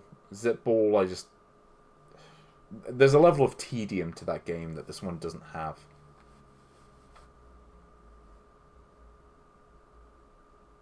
But it's not better than Zook Hero Z. Like, Zook Hero Z is more going for it. As unpolished as that game is, I think I like that game more. Magic Maze kind of, from what I remember, is kind of like a lesser version of Dancing Block. So I'm going to say it's our new number 152. You know, the 152nd best game. You know, right behind the legend that is Zook Hero, with its banging soundtrack. Well, let's see what else we've got. Maybe something can break into the top 100 at the last minute. Just going to appreciate this menu song for a bit. And then we should bust a movie. Now, you might think that this is going to be Bust-a-Move 4, which I've looked at previously. It is not. This actually is a completely different game. From Club Acclaim, so you know it's going to be a classic. From Taito in the year 2000. You know, I don't actually know who made this version. I don't think this is Crawfish Interactive, who made the previous game. This appears to be made by someone else. But yeah, this felt like it was going to be Bust-a-Move 4, and then it wasn't. So we've got Stage Clearance, we have Endless Mode, Link Cable. It doesn't seem to be a Versus Mode, though, which is a bit odd. Because that's something that... Oh, no, I think they do have it. So Story Mode, I'm guessing, is what that is. So we go for Puzzle Mode. I think that's like the classic one. So we'll go for the... Wait. Practice Mode... Practice Mode. I'm just going to keep doing that. I don't care. We'll just go for normal. So we got Bub. We got Zen-chan. The classic Banibo. Chun-chun. Hidegons. No relation to Chin-chin, by the way. Which is what you do when you take a nice drink. Hidegons. Chaken. Monster and Packy. Well, we got to go for Chaken. Like, come on now. Did Tim Follin do a Bust-a-Move game? I'm pretty sure it's not this one. Yeah. So, let's go for Route A. Oh, okay, it's this one. Well, this looks rather familiar. If you know your... Oh, no! Okay, I've noticed a bit of a problem with this right away. Some of the colours look almost identical to other colours. Like, okay, so you look at the blue orb that are shot to the other blue orb. I thought they were the same colour. But no, the blue one's got like a slight yellow tint to it. Like, how are you meant to play this if you're colourblind? Like, this is genuinely harder to tell the pieces apart than in the monochrome games that I looked at. And those were monochrome, and, like, I didn't have this problem.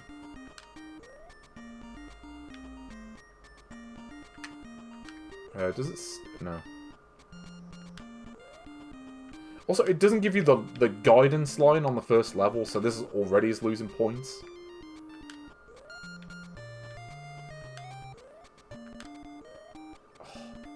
Yeah, like, good luck aiming anything in this. Like, it doesn't even give you, like, the guideline on the first level, which I think the other games did do that.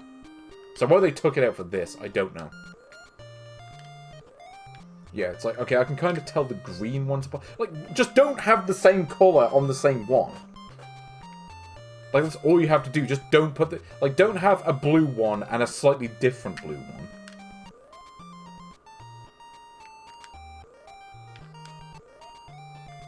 Yeah, and it's going to do the same thing. Yep, this is a classic Buster move where it just refuses to spawn the specific colour you need to beat the level. If you've ever played Buster move, this is the Buster move experience.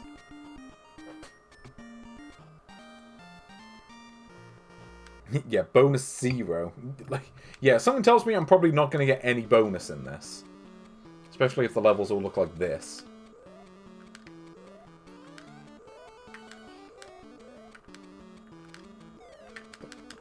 Yeah, like, good luck trying to position yourself on anything with this. Actually, what happens if I lose? Does it give me the guideline if I lose? I want to see that. Because normally that happens in these games. Like, if you lose, it gives you a guideline the next time you start. Yeah, here we go. But, okay, look at how inaccurate it is compared to other versions. Like, it doesn't even look like where it's lining up to. And apparently there's no way to line this up properly. Like, look at this. So I've got to do it that specific way, otherwise it doesn't work.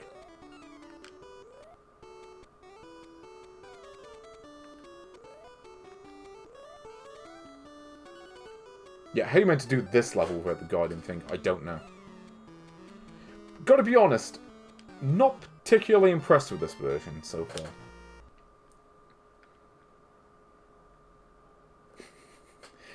You edit the video to be in black and white. Was that like Dr. Mario?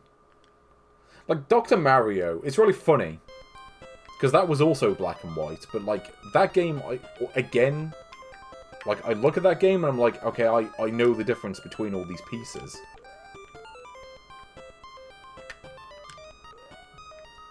Okay, what happens if I... Okay, so if I hold B, it lets me do, like, a minute kind of step. Which I guess is useful.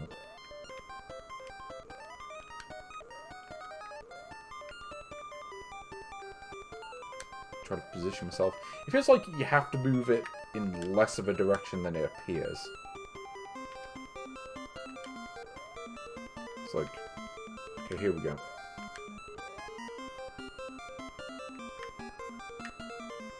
Also, yeah, certainly some of the other games I've played in the series on the Game Boy definitely had better soundtracks than this. I can tell you that. I mean, you compare this to... Certainly the monochrome games that Probe did certainly have better music. I can tell you that.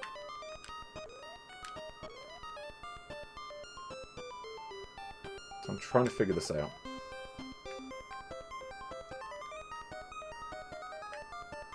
So, okay, how am I meant to point this in the right spot?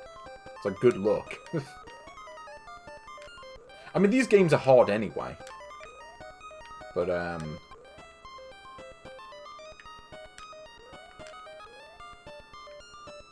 god. See, this stuff I've never liked, where it's like, you gotta hit, like, a very specific pixel. It's like, what? Okay, how am I meant to tell that? Like, you tell me. Especially when the thing keeps moving.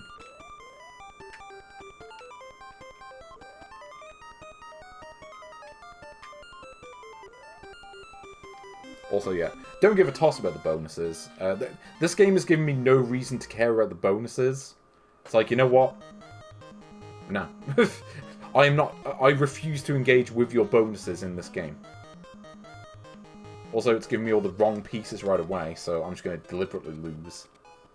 So I don't know if this is a case where you get limited continues. If it does, then the game is being too much of an arsehole to tell me how many continues I have. Yeah, I was never good at these games either, for what it's worth. Like, I was always rubbish at these games. But, like, I was able to get pretty far into, like, Buster Move 2 on PlayStation. And then I think I ran out of continues. And then, like, that was it. But it's like, okay, well, half of these pieces I'm getting are useless. So what am I supposed to do with this blue one?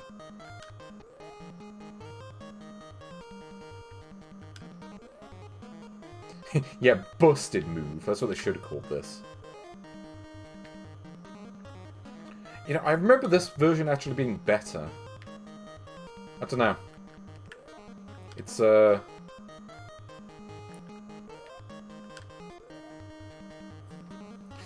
Yeah, I mean, I got this on the PlayStation, like Bust a Move 2 on PlayStation, and that is a good game. It's a hard game, but it's a good one. This... Yeah. Not sure... Not sure if I put this on the level.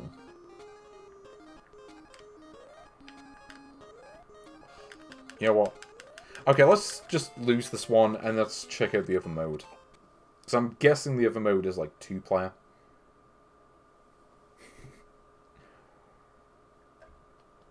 Yeah, Joker, Dr. Mario. Okay, so... I'm not going to press any buttons, because this is probably one of those games where you press any button and it continues. I wouldn't put it past them. Actually, I might test that out in a bit. I think... Also note the fact that it didn't keep track of my high score, it only kept track of the last score I got. Which is kind of silly. So stage clearance, let's do the other mode. Story mode, let's try that out.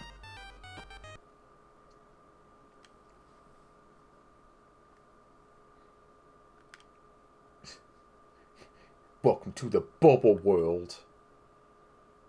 Here's just a picture of an orb.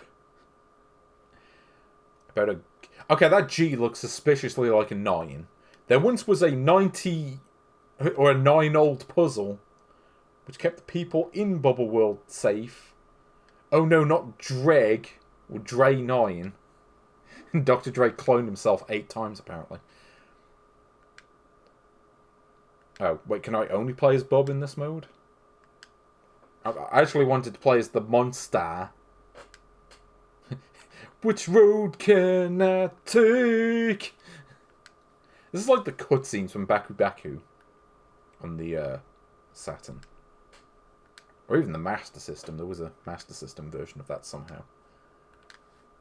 But no Mega Drive version. Oh no! Here we go, checking his back already. Okay, well, I think we know where this is going.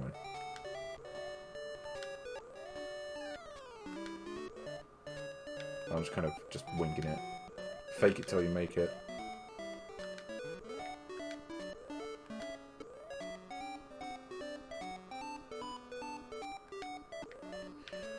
Yeah, so basically, yeah, this is the game.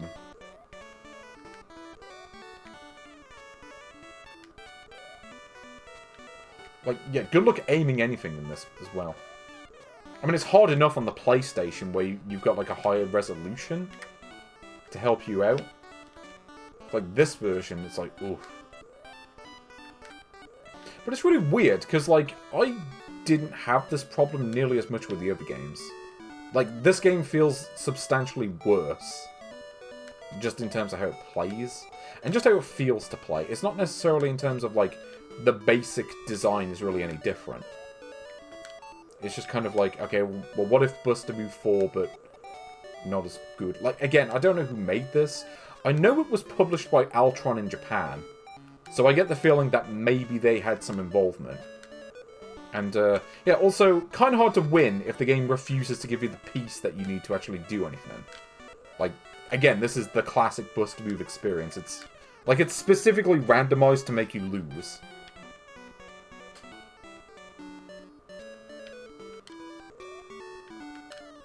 Also, yeah, I'm not sure if the physics here really work as they're supposed to. It's like they just kind of stick to random objects, it feels like.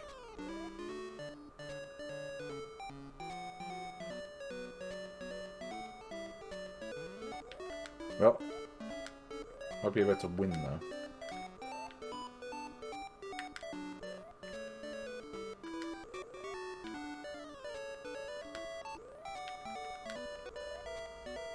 Wait, do I have to win multiple times to go to the next round? This feels like I might. Oh. Wait, what happens if I just sit here? Do I just win? No, I guess not. I was kind of hoping it would just do that. It was just like, well, we give up. You're too good. But no, the game's just going to tediously continue. And also, yeah, we're just going to make it so that you just lose. Because it's Bust a Move. Yeah. You know what? Yeah, knew the game was going to do that. You know what? Fuck you, game. That is how I'm feeling today. I'm feeling like, you know what? Fuck you, Buster Move. I'm dealing with your nonsense. Okay, I've already had to play the Xena game. But okay, let's think about where this compares to Buster Move 4. Because Buster Move 4 is kind of a very similar game. But this feels worse in just about every way. Like, the colours are worse. Like, okay, even Buster Move 2. Where's Buster Move 2 on here? Yeah, here it is, 78. Yeah, Buster Move 2 is a better game than this. Which is weird, because this was made years later on the Game Boy Color. And you would expect a Game Boy Color take to automatically be better. Just because of all the different types of pieces that you get. But I actually found it easier to tell apart the pieces on Buster Move 2. Just because they all had different designs. Some of them have the same colours as other pieces, but they just look slightly different. Yeah, I think Busted is a good description for this. Like, it just doesn't feel good to play by comparison. Like there's some quality just inherent to it being Buster Move, but this feels a lot less refined. Like, it's like they released Buster Move 4 and was like, well, you know, people liked Buster Move 4, let's just shovel something else out quickly. This feels like the shovelware equivalent to the other games. Like, this is like something that was made in, like, half the time. My thoughts on Buster Move. Well, I wouldn't say it sucks, but it's...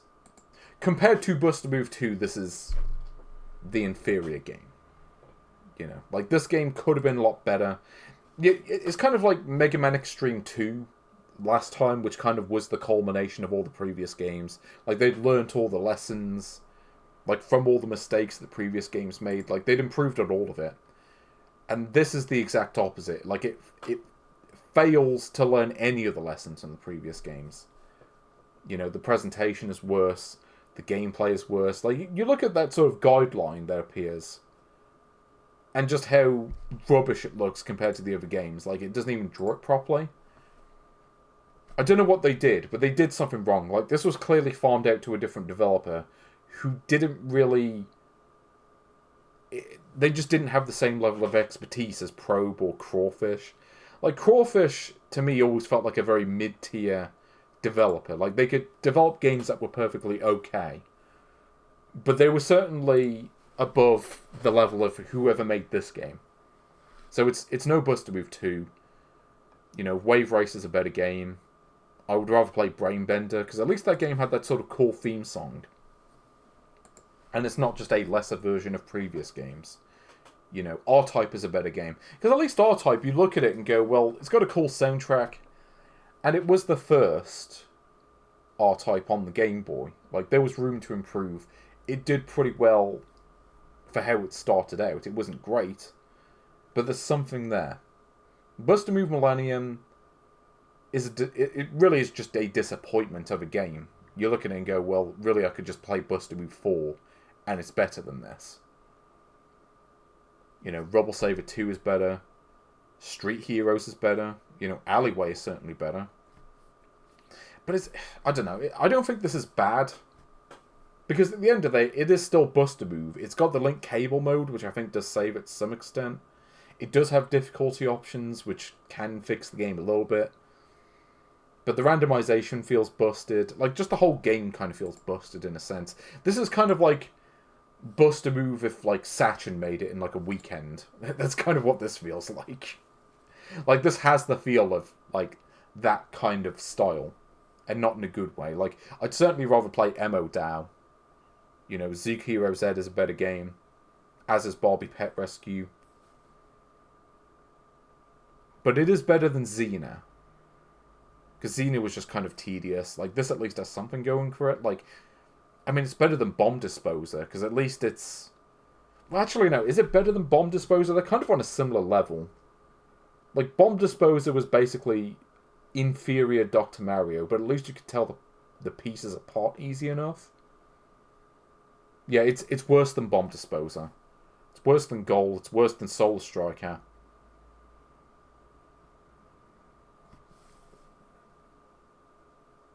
It is better than Mega Man Extreme, but it's worse than Rainbow Six. Yeah, I'm going to put this at number 170. Just like Xena. Another 170. Multiple on the stream somehow. Multiple games hitting 170. It's the magic number today. I've decided. But, yeah.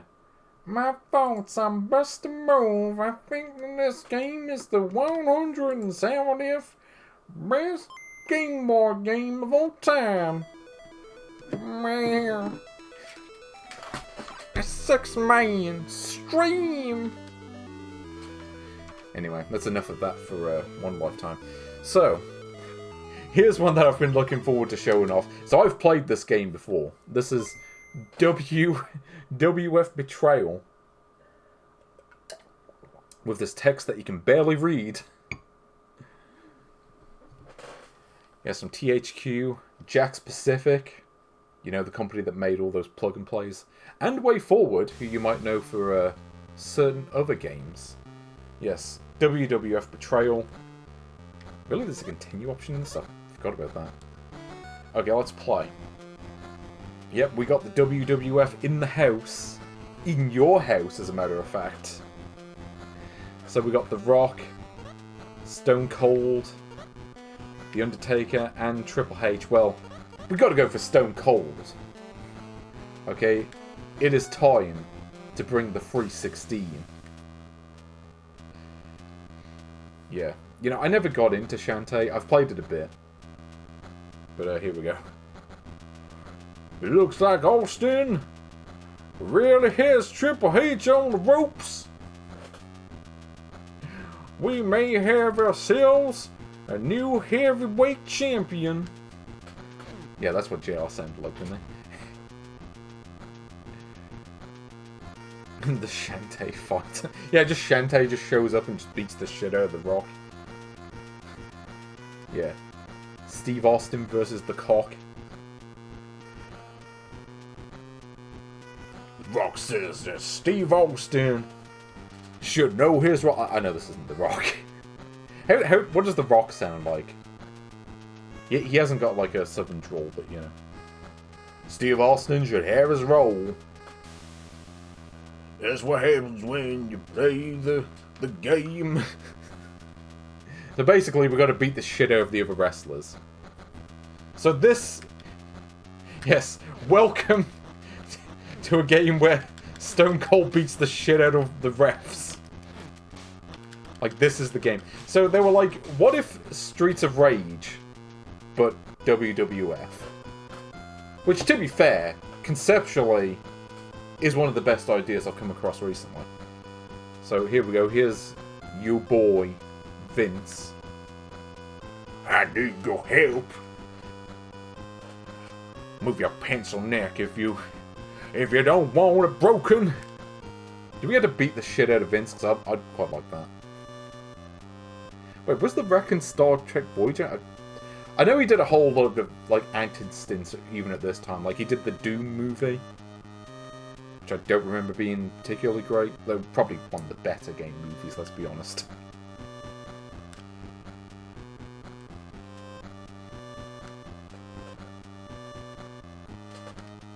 Yeah. For the record, I actually did play through this game once just because I wanted to see what happened. All I remember is, and that's the bottom line, because Stone Cold said so. Also, when I was doing the wrestling bit at the beginning, like the opening cutscene, like wasn't the ring just empty? Like there was just no audience. I was like, who is this? Just some Joe Schmo in the just in the backstage. Here we go, pick up the pipe. You know, I do like this just in terms of like the concept. You know, like, I don't think there were many beat-em-ups on Game Boy. Like, there was Double Dragon. Like, you know, there was, like, a Kunio game. So it's hard to tell if you're lined up or not. Like, sometimes it looks like you're lined up, and then you're just not. But yeah, like, you have Double Dragon. I don't think there was a Final Fight on Game Boy, was there? I mean, there was Beast Fighter, but that game sucked anyway, so who cares?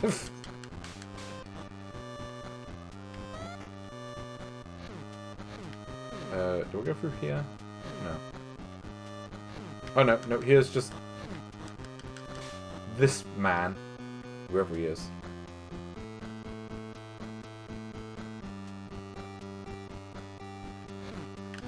So is this Mean Gene? No, I don't think it is. They're too big. Wait, WrestleMania... Wait, there was a WrestleMania 19 Tekken Force? That actually sounds quite interesting. Tekken Force was always a fun time just for Tekken.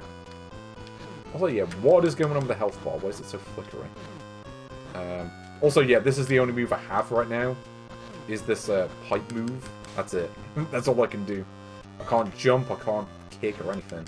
I don't think I can even throw it. I might be wrong, but... doesn't seem like there's an option to do that. Actually, can I pick up the box? No, not until I lose this thing.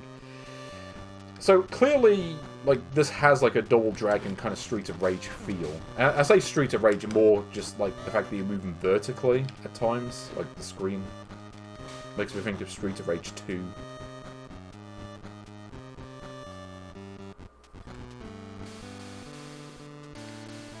Here we go, just level 2. There's no boss on the first level, but, you know.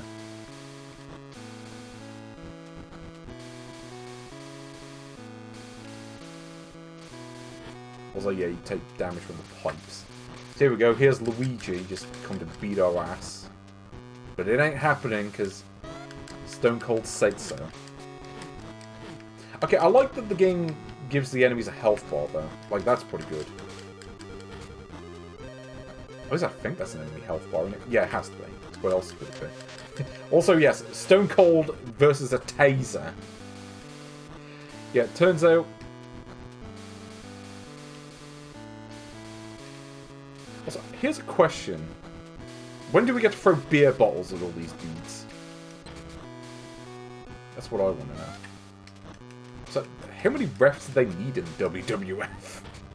Like, this was, like, shortly before they changed WWE.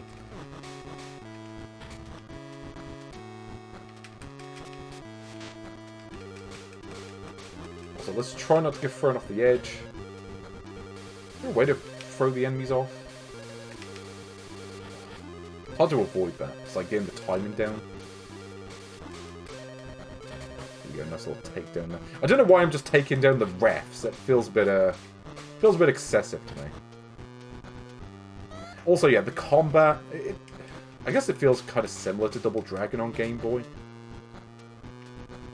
The enemies always seem to get their hits in.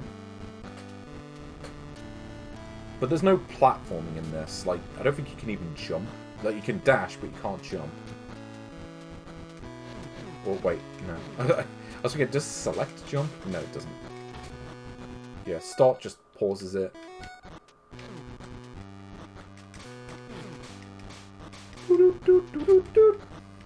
Okay. Yeah, I was never a big wrestling man. Like wrestling is one of those things I kind of am amused by a little bit by the camp at times. Like the sillier eras. You know, like where's my Doink the Clown beat 'em up? I want that.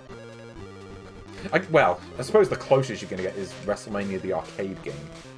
Because that does have Doink the Clown. That game is actually really good. Because it's kind of like a Mortal Kombat game almost, but with wrestling.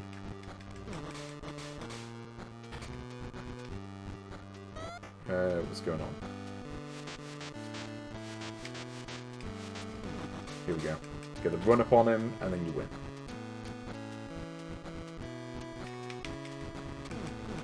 You know, it's kind of weird. Like at this time, like 2D beat 'em ups, so like this kind of belt scroller was not really a thing anymore.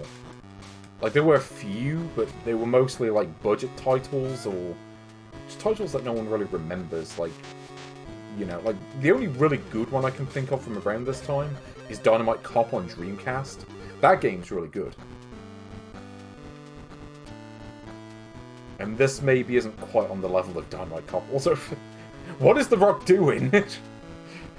Quite good road here. So, The Rock is just like, yeah, I'm just going to kidnap Stephanie McMahon for reasons. Though actually it makes about as much sense as half the stuff I've seen in wrestling. It's like, this makes about as much sense as the wall, standing on a wall half a mile away from Hulk Hogan or whatever. It's like, you know what? Yeah, we'll just roll with it. Okay, now we got to beat the shit out. No, what? I was pressing the buttons. He wasn't doing anything.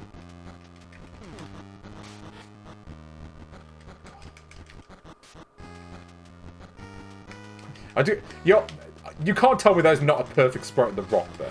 Like, that is how you render the Rock in 8-bit. But having to, like, redo the boss fight if you die is pretty shitty, though. Like, I don't think you did that in... So, like, for instance, you think back to, like, Double Dragon. I think if you die to the boss in that, you just continue from where you died. Or they certainly don't get as many hits on you like this. It's like, you gotta run in, get, like, a hit, run away, get another hit in.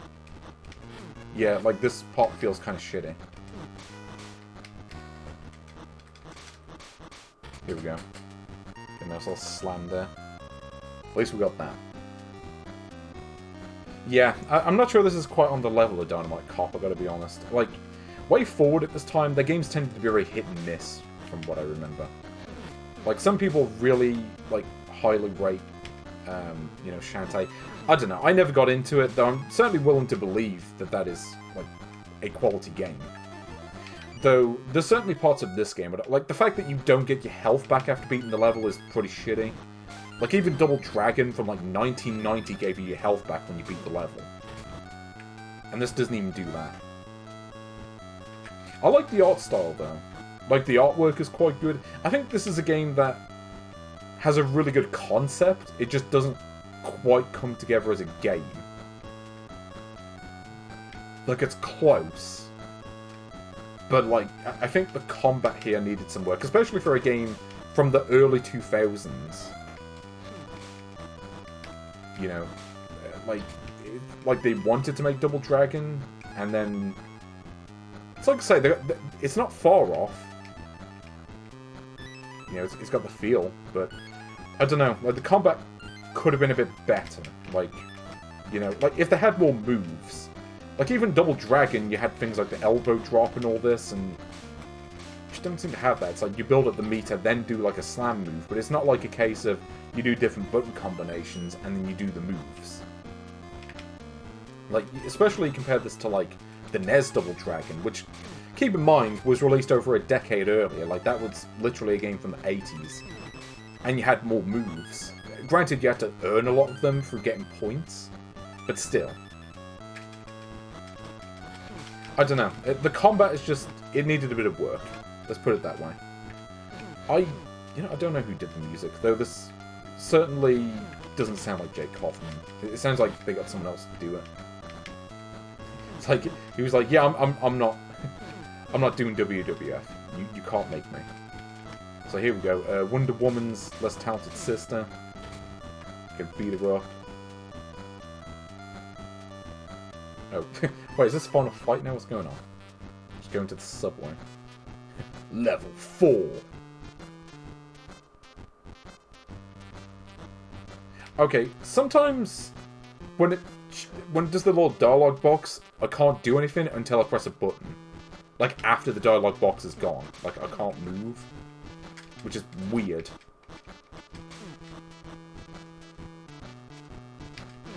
I don't know, I'm trying to think of, like, whatever beat-em-ups there even were on Game Boy. Like, there's Kung Fu Heroes? Or, not Kung Fu Heroes. Kung Fu Master.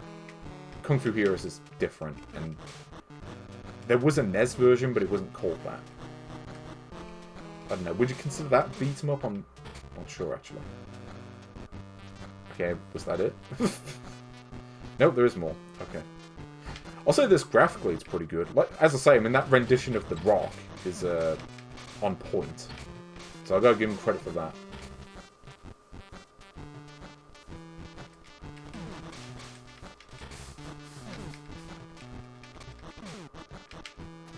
And it certainly doesn't feel as, like, rushed together as, like, the Buster Move game that I was just playing. It was like, this feels like some work went into it.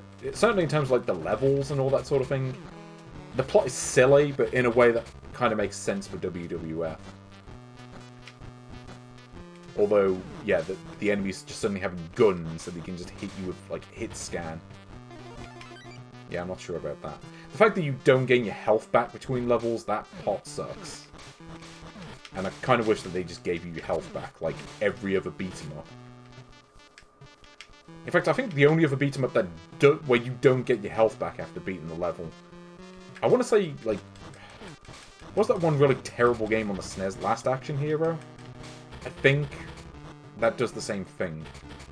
And that, like, is a contender for one of the worst games on the console, so, you know. You don't want to be taking lessons from that. Yep, there's the password. Well, I think that will do for WWF Betrayal. But where does it go on the list? Well, I'd certainly, at the very least, I would put this above Bust-A-Move Millennium, or Bust-A-Movie, whatever you want to call it. It at least doesn't feel like it was thrown together in 5 minutes, which puts it above that game. But I mean, you compare it to Double Dragon on the Game Boy. Like, that game was a lot earlier than this. And in some ways, this is better. You know, it's got colour, it's got passwords. I mean, the combat in Double Dragon on Game Boy wasn't necessarily great, but overall, I think it was better than this. I think that had a bit more going for it. Yeah, I think I would take Double Dragon over this. It's not a great version of Double Dragon, but it's got some stuff going for it, which I do like. Also, take care, Dustel Resident. I'm sorry if I'm a bit late on the uptake there. Just paying a bit too much attention to yo boy Steve Austin. I mean, this does have Steve Austin in it. And that has to count for something. I mean, it's a weird game, certainly. Like, I don't think it's much worse than Double Dragon. But, again, the combat needed work. Like, they needed to, like, add a few more moves to it. And I think that would have made it quite a bit better. I don't know. Like, I would play this over Crane Shinchan 4. Because that game was just too easy. It's too easy, it's too short. This game at least has a bit more to it. In a sense. It's got more challenge. But it's not as good as Wario Blast featuring Bomberman. So I'm going to say it's the 129th best game that we've looked at so far. But we've got a few more games left to take a look at on here, so let's see what those have going on. So, next up, Wendy Witch Day. The classic, yeah, my favourite game. Wendy Witch Day. It is the day of the witch from TDK Interactive, or Mediaactive, whatever. Yes, another game from Way Forward. See what they bring with this one. Yeah, TDK, makers of such classic hits as Shrek Treasure Hunt and Harvey Jester Spotted. The Jester cannot be stopped. Anyway, here we go. So, Wendy... Yes, every which way. Not which day. You know, let's do the hard mode, because I'm feeling cheeky today. Let's see what we've got going on with this one. Yeah, see that animation? You can tell this is from the same people that made Shantae after this. But what does this game actually have going on? Well, unfortunately, we've opened a treasure chest that we probably shouldn't have done. And now we have doomed the world with the power of the evil green orbs. And that made the castle fall down, and now we must venture forth into the castle. But what does this game actually have going on? Okay, here we go. So if you haven't played this game, what this game is, it is this! Yes, it is an actual platformer, which I don't think we've seen any yet. You know, it's nice to just be able to go back to just a regular old platformer after just the weirdness of the previous games. Yep, here we go. Throw stuff. Yeah, you can do that. And you can flip gravity. That's the power of being a witch. You want to flip gravity. If you ever played Metal Storm, this is kind of like that, but with a witch. Instead of a robot. Also, you got triple shot. Yeah. So you know you're in business when you get the spread gun. Oh. Also when the enemies blindside you. Okay, here we go. Yeah, like this really does look like Metal Storm when you look at it. Like these platforms that you jump on, that is 100% Metal Storm. I guarantee you, whoever made this, they played that game right before they made this. Yeah, or VVVVVV, however many V's it is. I've never played that one, but obviously that game was made years after this. But, yeah. Wendy Witch Day. An interesting game. It's, well, let's see what else they've got going on with this. Also, yeah, you can't shoot upwards. You can only shoot left and right. But hey, you can do this. So the real challenge is just trying to collect all the stars. Also, you may have noticed on the title screen there's an option for advanced levels, which is literally a set of like extra levels that you can only play if you play this on a Game Boy Advance compatible system.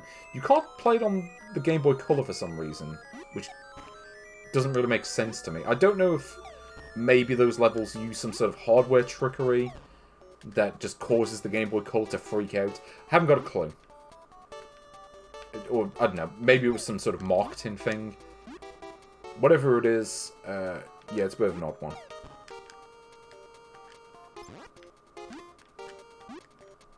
But yeah, this is basically what if Metal Storm but on Game Boy Color, basically.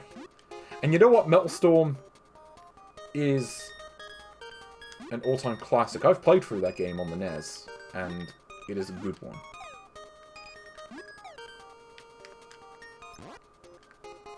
Oh yes, the game can talk. It has the power.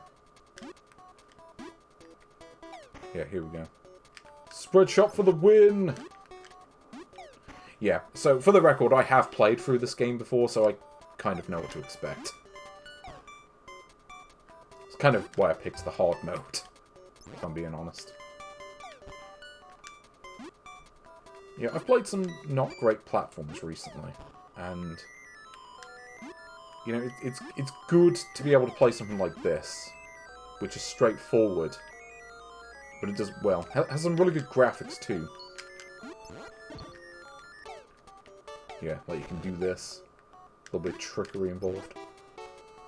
Also, you can flip while you're in the air, like that. So this is Wendy Every Which Way. Also, I missed one of the stars. Oops. Anyway, let's play another few levels of this. Let's at least get to World 2.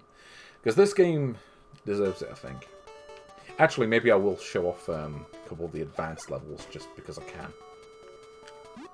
Because they are kind of interesting.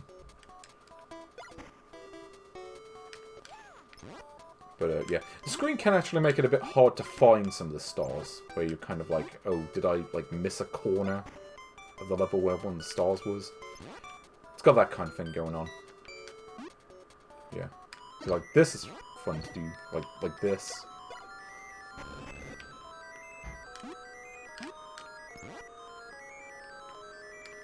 Yeah. And, like, this again. Like, very, yeah, very Metal Storm in its design. Which is a good thing. Because, you know what? If you're gonna take ideas, you may as well take them from, like, good games that no one actually played. Oh. Okay, apparently that thing doesn't get stunned when you flip it upside down.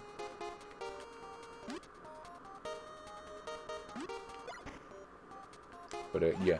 Like, this sprite, like, this... If it was larger, it would feel like it would belong in a fighting game. Like, just the amount of animation they put into it.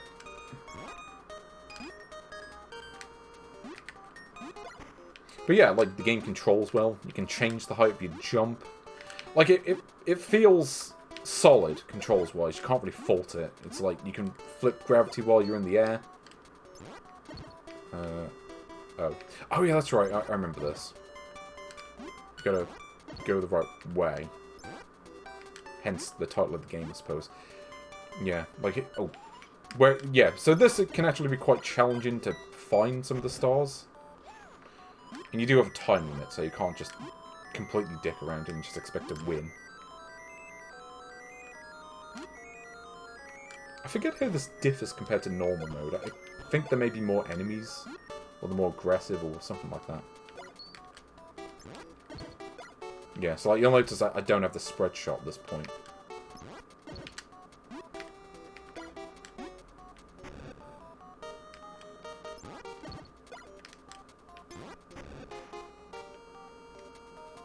Also, like, you look at the...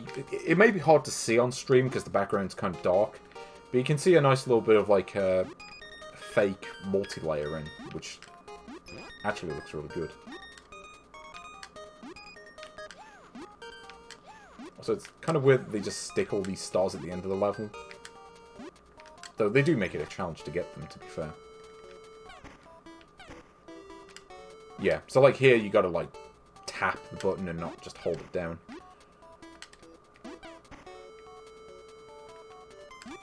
It's one of the bugs me. Oh, it's one of the bugs me about some of these games where you don't. What is it? Where you can't control the height you jump, and sometimes you want to be able to jump lower and you just can't. Okay, let's go here because I think this is where the end of the level is. Also, yeah, I think you have to get all the stars to get the best ending, or at least 5 on each level. Sometimes there are more. Here we go. So we got all the stars. Now we get to go to the bonus level. So let's see what this is about. Oh, yeah, that's right. So this is, yeah. Not platforming at all. It's just, yep, here's a little, kind of like a basic shooter thing. Bit like, kind of like the bonus level in, like, Aladdin on the SNES, now that I think about it. It's a bit like that. Except you have enemies that can hurt you. Like that. Actually, I don't think they hurt you, I think they just stun you, but... You know.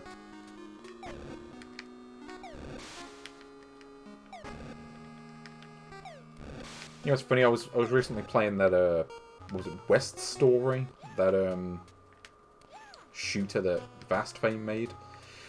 Which was not a great game. This actually feels considerably better than that, despite just being a bonus, like, level thing.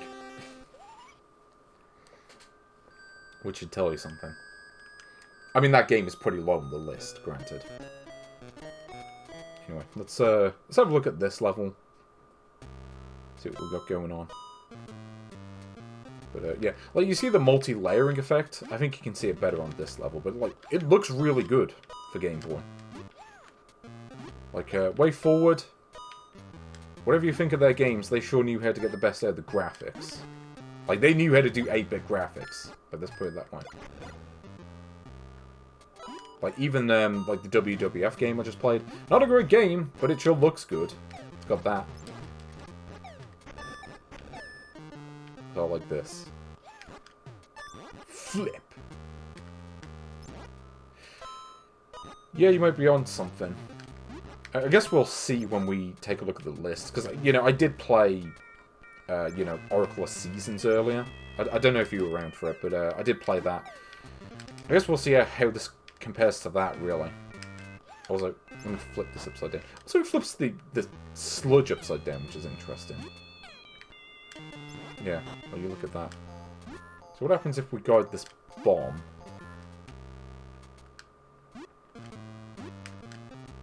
Oh. Okay, I guess that doesn't really help. There's probably something I'm supposed to do with this. I can't remember what it is. Oh, that's right. It just drops it on you. That's it. Yeah, I think it's supposed to move in such a way that it can't actually hit you. Also, like, look at the background. Like, if I flip the gravity upside down, it reverses the water.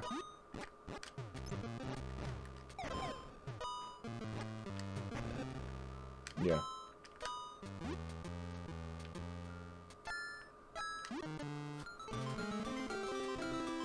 Anyway. You know, while we're here, can I actually do a soft reset? Also, yeah, note the passwords. Similar to the WWF game. Can I reset this game? Yeah, here we go.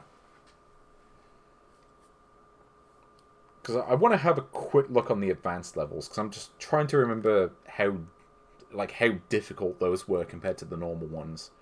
Because the normal game isn't that hard, I don't think. At least, like, to play through. I suppose if you're trying to get all the stars, maybe it's difficult. But yeah, so, as I say, this advanced world, you can only access on Game Boy Advance hardware for some reason, which is kind of weird. And I don't entirely get that. But it's basically just an extra set of levels that are kind of separate to the main game. So, like, this level, for instance, where sometimes you can't see the platforms because of the way they fade in and out. But yeah, basically just an extra challenging set. Like, if you're trying to get all the stars, it can actually be quite hard.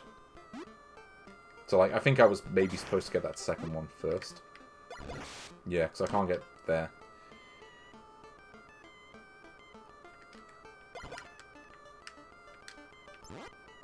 Now, I remember this next one being kind of hard. Like, you stand over here, and you gotta do, like, a certain height jump like that. And if you get the jump a little bit wrong, you miss. So, it does get quite challenging, at least if you play these levels. Basically, this is the super hard mode.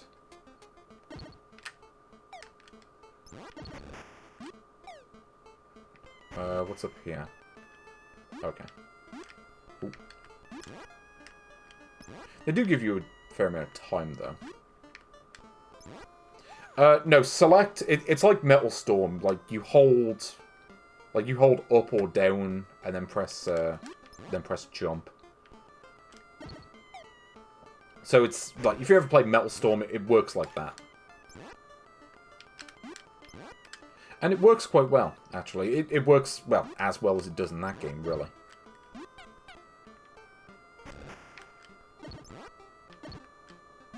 Can't really tell where I'm supposed to go here.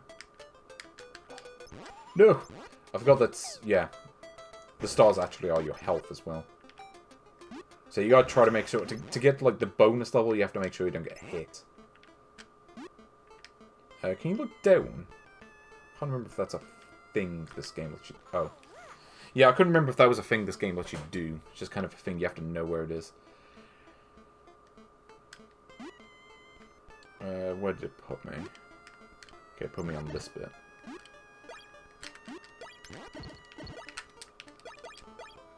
Oh, also I can't hit through the spikes. But I can hit like that at least.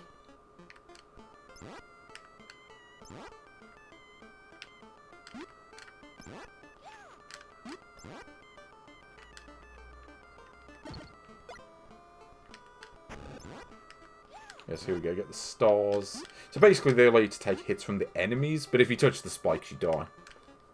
Which, to be fair, I think Metal Storm kind of worked like that as well. From how I remember playing that game. Hold on, is there a way to move the screen around? I don't think there is. No. I was thinking maybe I could move the... I mean, I could pause the game, and that allows me to do it that way.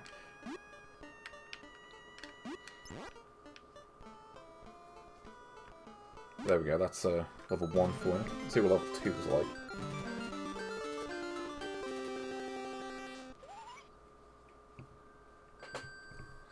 Also, yeah, this mode has passwords as well. Level question mark 2. It's a secret level. I do remember this game being a bit on the short side, though. I think the main game has 4 worlds, and yeah, there aren't really that many levels. There's maybe 20 or something like that.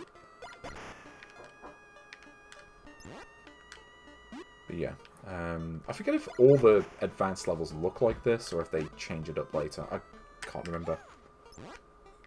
Yeah, not being able to scroll the screen. I mean, I don't think it really affects the levels in the main game, but yeah, this mode can make it a bit tricky. So I think this, you gotta do it a certain way. You gotta, like, get the timing just right, I think. Anyway, I think they'll do for Wendy Every Which Way for the Game Boy Color. Where does it go on the list? Well, it is, yeah, basically a pretty straightforward platformer with some gravity flipping going on. And, you know, controls are good. It does get quite challenging with the advanced levels, at least. It's got the hard mode, which definitely improves it. I mean, that certainly puts it above David Beckham Soccer, which didn't have a hard mode and really offered no challenge. I mean, obviously, we're not on the area with David Beckham Soccer anyway, but, you know, like that game, you know, this is certainly a lot better than that. I mean, going back here, you know, I'd say this is better than Double Dragon. Certainly controls better than Double Dragon. The enemies, it doesn't feel like the enemies are always going to get the hits in no matter what you do. The level designs are more interesting, you know. So it's certainly a lot better than Crane Shin-Chan 4. It's better than R-Type and R-Type 2. R-Type 2 just felt kind of cheap, just in terms of design.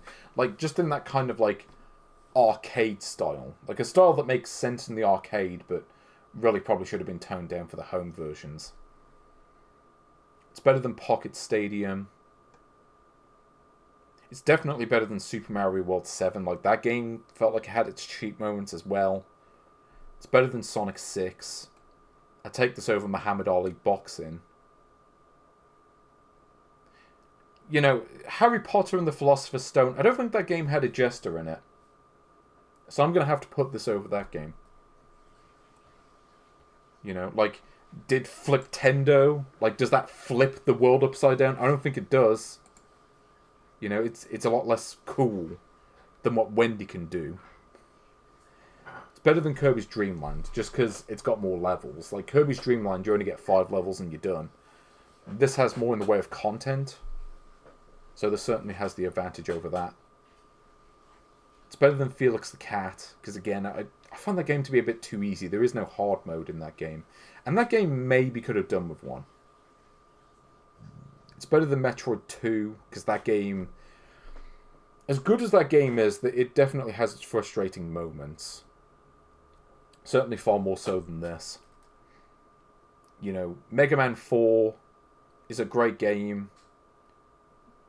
But, I mean, does that game have a gravity flipping mechanic? I don't think Gravity Man was in that game. I don't think he was. Unless I'm misremembering, but I don't remember him being in that.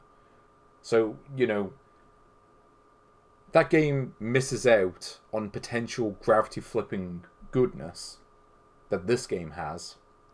So I'd say it's better than Mega Man 4. You know, it's better than Track and Field, because Track and Field is really good, but it's kind of a case of you play it and you just try to get the most points. There's not a whole lot to it beyond that. It's certainly better than Wario Land 2. Like, the mini-games in Wario Land 2 kind of sucked and kind of dragged the whole game down. It's better than Battle City. It's better than Pipe Dream. Is it better than Zelda Oracle of Seasons, though?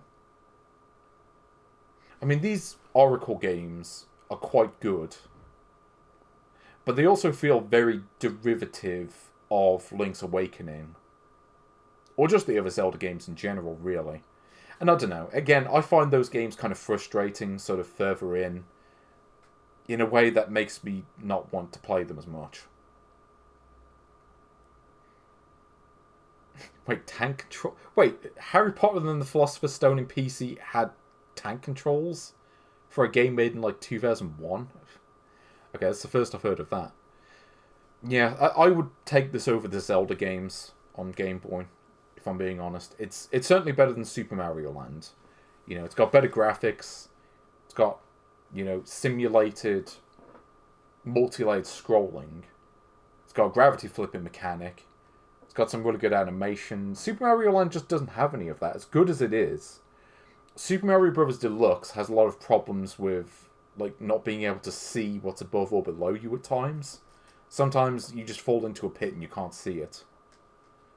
Wendy Every Which Way isn't perfect with that, but at least there aren't bottomless pits. At least I don't think there are. I mean, there are, like, spike pits that kill you, but it's less of a problem with this game. So it's better than Super Mario Bros. Deluxe. Netto King of Fighters 97 is a great game, but it doesn't have Terry Bogard. Pokemon Gen 1, also a great game, but also kind of busted, if I'm being honest. But it's not better than Super Mario Land 2. Because Super Mario Land 2 just has more levels. I think Wendy Every Which Way, as great a game as it is, I think content-wise, it just has a bit less to it than Super Mario Land 2. And I don't think the soundtrack is as good. Mario Land 2 is a top-tier soundtrack. The soundtrack is fine, it's just not on that same level. It's got better graphics, but the sound isn't as good. It has a password system where Super Mario Land 2 has a save function. Yeah, so I put this below that. It's... I guess the real question is this better than Rockman X2 Solar Racer, aka Mega Man Extreme 2? Well, that was kind of just taking Mega Man X3 and X4, like parts of that, and just sticking it on Game Boy Color. It's got the Mega Man mode. Oh, sorry, the Mega whatever mode. And the Zero mode. You know. But Wendy has the advanced levels. And I think it does have better graphics. It's got really good animation. But it doesn't have any bosses. If I remember this game correctly, there are no boss fights in it, which is kind of weird for a platformer. Which I guess makes it sort of non-conventional. I guess the only other platformer I can think of offhand without boss fights is Speedy Egbert. And that's a classic game. It wasn't on the Game Boy Color, but it is a classic. Rockman X2 kind of gets bogged down with tons of cutscenes, though. And it doesn't have the bonus, like, flight game that this has. But it's got a lot more weapons. And it's got some interesting boss fights. This is a really hard one to call. I can't decide if this is better than Mega Man Extreme 2 or not. It's certainly on a very similar level. No, I think all the extra weapons and the shop system and everything in Mega Man Extreme 2, I think they do give it just that little bit of an edge over this game. Yeah, it's almost there, but it's not quite. If this had a bit more in the way of levels, like if the game was a bit longer, maybe I'd put it higher. But I'm going to have to put this at number 13. But hey, you know what? 13th best game, when we've looked at like over 250 games, that's pretty impressive. So well done, Wendy. Did a really good job. Let's see if these last two games can be anywhere near as good. And you know what? I'm not sure I've actually played this next game. Good old Woodpecker. Yep, we've played more than 250 games. And here's another one. Oh no. This is going to be interesting. I can feel it.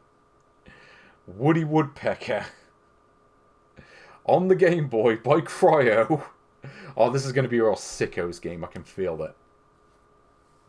From Planet Interactive? Okay, I have no idea who that is. I can imagine this game was a massive hit in Brazil. But let's see if this is any good. Well, you know, it's really bizarre that they made a Woody Woodpecker and there's no Portuguese option. Like that, I feel like that should be the default. But whatever. So, what do we have? We've got options. Music, sound effect. Just the one. Credits. Okay, who made this? So, who are Planet Interactive? Do I recognise any of these names? What country was this made in? I want to know. Will Fit. I thought they said Winner for a second. I was like, is he related to Michael Winner? This is some real French names. Which, I mean, considering Cryo is hardly a surprise, let's be honest. Yeah, I don't recognise these names. Did Yannick Noah work on this? Okay, what have we got? Let's start. Oh, I think I may have actually played this for, like, a few seconds. What is this? Okay, he's got, like, a kick animation. So I kicked the plant. You know, the only Woody Woodpecker I've really played all that much is the Master System game, which was like a Tech Toy original, which was not exactly great. I mean, if you've ever played Tech Toys originals, you know they're not really top tier as far as Master System goes. I kind of wanted to just do a whole series just looking at every Master System game. I was thinking about it. And I'm not going to rule it out. Okay, what is going on here? Something about this, like, level design, it does make me think a bit of Wario Land 2. Yeah, I'm going to turn this up a bit just so I can hear it a bit better. Well, I can tell you this, it definitely sounds incredibly European. Maybe it's a European toilet. Like, mainland Europe specifically. It's not a British one, I can tell you that. Yeah, I gotta say, compared to the previous game, there's a real floatiness to the controls. Like, it's kind of hard to judge my distance. It's like, whenever I turn, like, the opposite way, it's like I automatically, like, move a certain distance the other way. Like, it feels off in a way that the previous game didn't. It's kind of funny, because, you know, like, Way Forward were, like, American. And I tend to struggle to think of many great American platformers, but, you know, that at least is one of them. This, again, this feels very off. Like, you compare this to Wendy, and it's like... yeah, this is not quite on that same level. Woodpecker, yeah. Escape from Buzzard. Is that really the game? And this was on PS2? Well, that's got to be different to this, surely. Like, there's no way that's a 2D platformer on the PS2. Because what 2D platformers are on there? There's Maniac Mole, which is one of the worst games ever made. And I can't think of any others. I mean, that's a Phoenix game, so they should tell you the level we're on. Well, actually, no. Thinking about it, there was that Paddington Bear game. Wasn't Paddington Bear like a big thing in Peru? Or, no, I think it was like Paddington Bear was from Peru. Yeah. So, what am I actually supposed to do here? I guess just find my way around this house, I guess. I love this picture of Woody Woodpecker. Look at this. It's a real flattering image. Okay, wait. We can quit by pressing B? It's like, you know what? We'll just say, you know what? You can just quit the game whenever you feel like it. I don't know what the point of that is, but okay. Oh, wait. I can peck. Well, surely that's better than the kick move. Okay, let's see what pecking does. Also, I like just a plant falls immediately. Like, before I even go anywhere near it. Oh, actually, no. Now that I think about it, this is less Wario Land 2. No, it's more like that shitty Dennis the American Menace game on the SNES. Like, that really awful platformer that they did. Oh, no. Yeah, you get to, like, the last level in this game, and then you pause the game and accidentally press B. Like, why even program that into the game? Like, there's no real reason to go back to the menu unless you want to enter a password. I don't know what the point of that is. So, I'm guessing I just have to collect the objects, or maybe I just have to find the exit. I don't know. Yeah, like, because there are two Dennis the Menaces. I don't know if the British one ever had a game. He should have, though, because Dennis the Menace, like the UK one, he was a menace.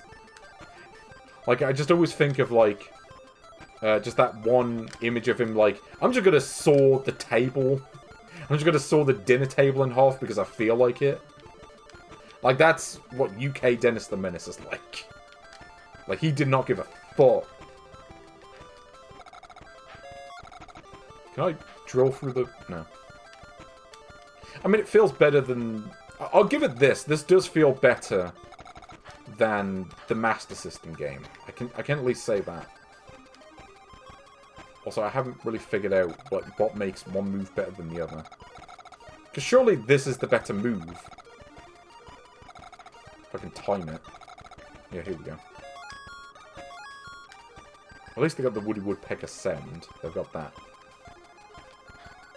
Oh, was there a Amiga game? I guess that makes sense. I haven't played it, so I don't know if it's any good.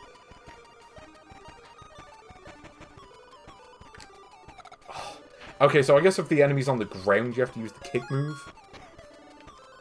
Okay, I figured it out. I mean, the sound's not too bad. Got a European stank to it. But not in a bad way. Oh, wait, I have to... What? What's going on here?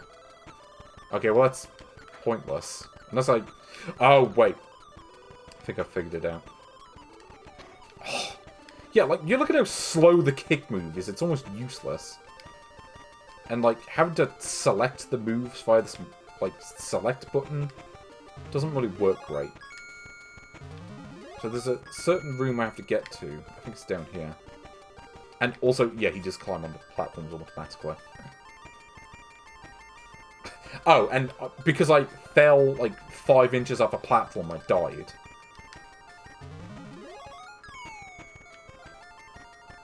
Wait, does this go back the way I came?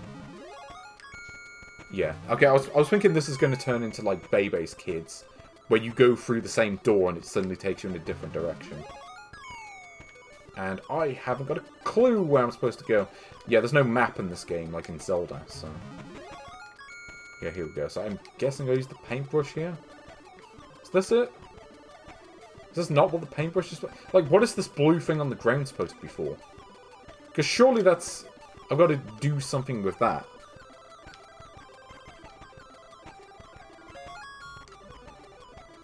Like, I don't entirely get it. I do not get this game. So I can't attack while crouching. Yeah, like if I crouch, I can't attack. So that's, great.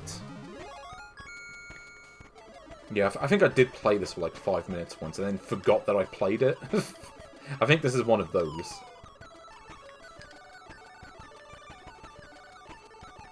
Like, I literally don't know what I'm supposed to do. Like, do I go through this door? I guess it's just go through all the doors until you find the way out. Because yeah, besides that, I haven't got a clue. Like, yeah, like, turning around in this feels bad. Because it's like, you turn around, and then... Like, look at this, I'm just trying to fall onto the sofa, and he keeps going back on the platform. And then he fell through the sofa anyway. I'll say, this W logo, it just kind of makes me want to play Wario Land. Get the feck!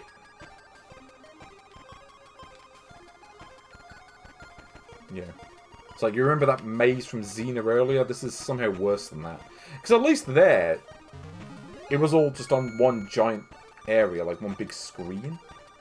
Here, it's like... No.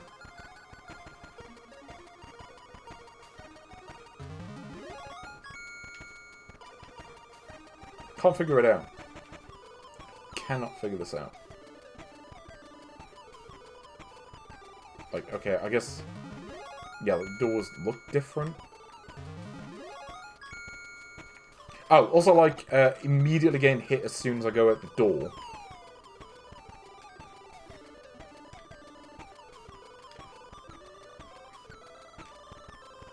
Also, yeah. Also, you cannot attack when you're in the air. So, basically, your attacks suck. It's like, literally, you can only attack if you're on the ground. Also, like, the game doesn't tell you what to do. Like, am I supposed to get to the exit, or am I supposed to collect all the items? Like, if I at least knew what I'm supposed to do, it would at least make sense.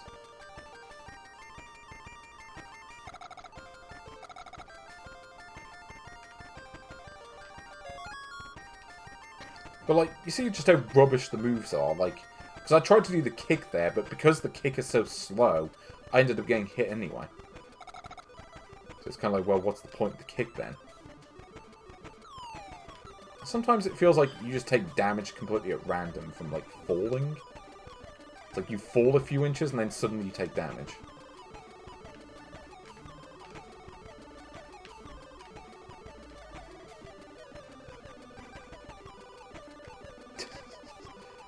Stop! In the name of love. Like, what is this paintbrush supposed to do? Like, isn't it an attack, or is it, like, a context-sensitive thing where I have to get to a certain point in the level and do it? I think that's the problem with this game. It makes no attempt to explain itself, and it's not immediately obvious what to do. Okay, well, at least I can jump on the enemies and not get hit. So there is that.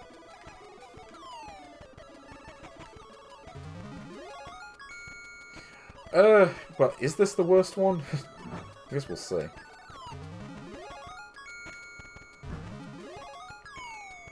But, yeah, this is, not really endearing me so far, let's put it that way. Like, even the Master System game at least made more sense. It was just go from left to right. And then you get to the end of the level, and then that's it.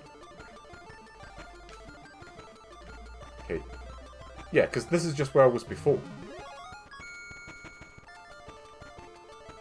Like, it doesn't help when, like, half the rooms look exactly the same. And again, there's no in-game map or anything like that to help you out. Oh, wait, what? So I painted the ground, and now suddenly I can go in this bit. Except it just leads to an area I've already been to, so that doesn't really help. So if I paint the ground, does it get rid of the... Okay, I don't get this. So I have to use... I have to paint the ground to make a hole. Like, surely you just, like, peck your way through it? Like, wouldn't that make more sense? You know what, actually, I want to at least see if I can beat this level, and then we'll move on.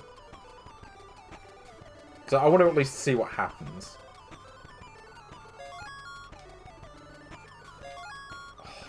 It's like, good luck reacting to the enemies, too. Yeah, better off just jumping over them. You know, I'll at least play until I, like, die or whatever. Like, so I want to at least try to see what's going on beyond this. I want to at least try to beat the first level. Let's put it that way.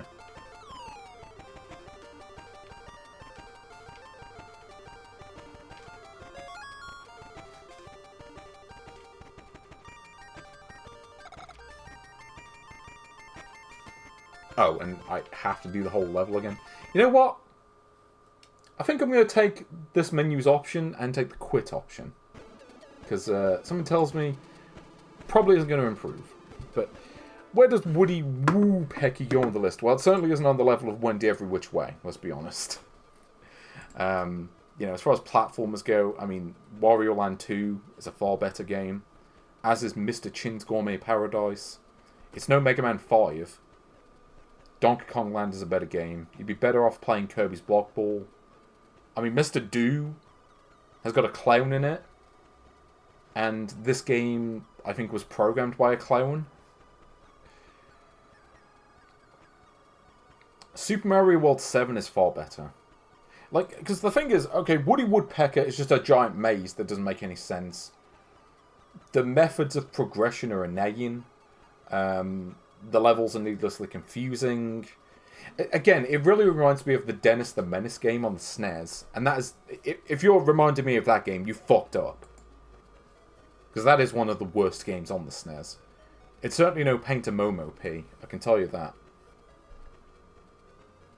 Looney Tunes Carrot Crazy is a better game. Because that game controlled better. It had better animation, better sound. It's just better on all levels, really. Yeah, Digital Monster 2001 is far better. It controlled better. Like, the frame rate wasn't very good, but it played decently enough. Yeah, Kung Fu Master is better. You'd be way better off playing Monsters, Inc. Like, that game controlled better than this. Yeah, Duck Adventures. Well, it's got a duck in it. You play as a duck, therefore it's better. SD Lupin Sansei Kinko Yaburi Daisukusen is a better game. As is Snoopy Magic Show. Because Snoopy Magic Show was just kind of like a weird puzzle game thing. It wasn't good, but there was something to it. Castlevania The Adventure is better. As is Mega Man Dr. Wally's Revenge. I don't like Dr. Wally's Revenge, but it's got more going for it than this.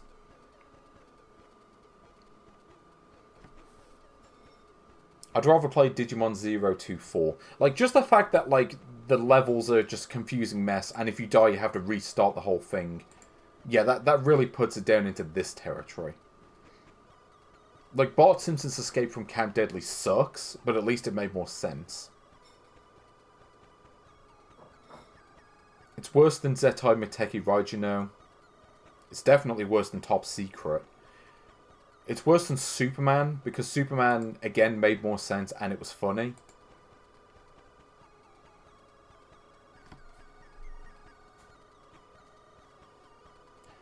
It's not worse than Tarzan Lord of the Jungle, though. Actually, yeah, because I think back to that, like, boss fight in that game where it takes, like, 3.5 minutes if you don't fuck up. And I think that puts it below Woody Woodpecker. Yeah, I'm going to say it's our new number 232. So, well done, Woody Woodpecker. You really accomplished something. Okay, so the last game we're going to take a look at today is not Pokemon Crystal. It is Powerpuff Girls for the Game Boy, based on an all-time classic. Yes, from WB and Cartoon Network, BAM Entertainment and Sonari, whatever that said. Was this meant to be the theme song? Is it the theme song? I think it's supposed to be. It's a really beepy bit. This is like the Powerpuff Girls theme if it was done by Saturn. Oh wait, this has a save feature? I forgot about that. Fine, yeah, I'm gonna be, the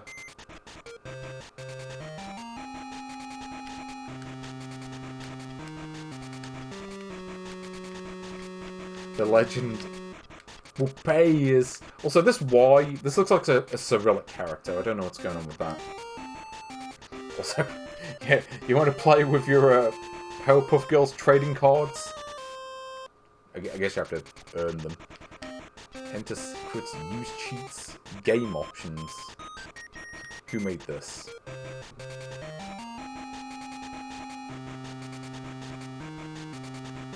Okay, well this looks like it may be an American production.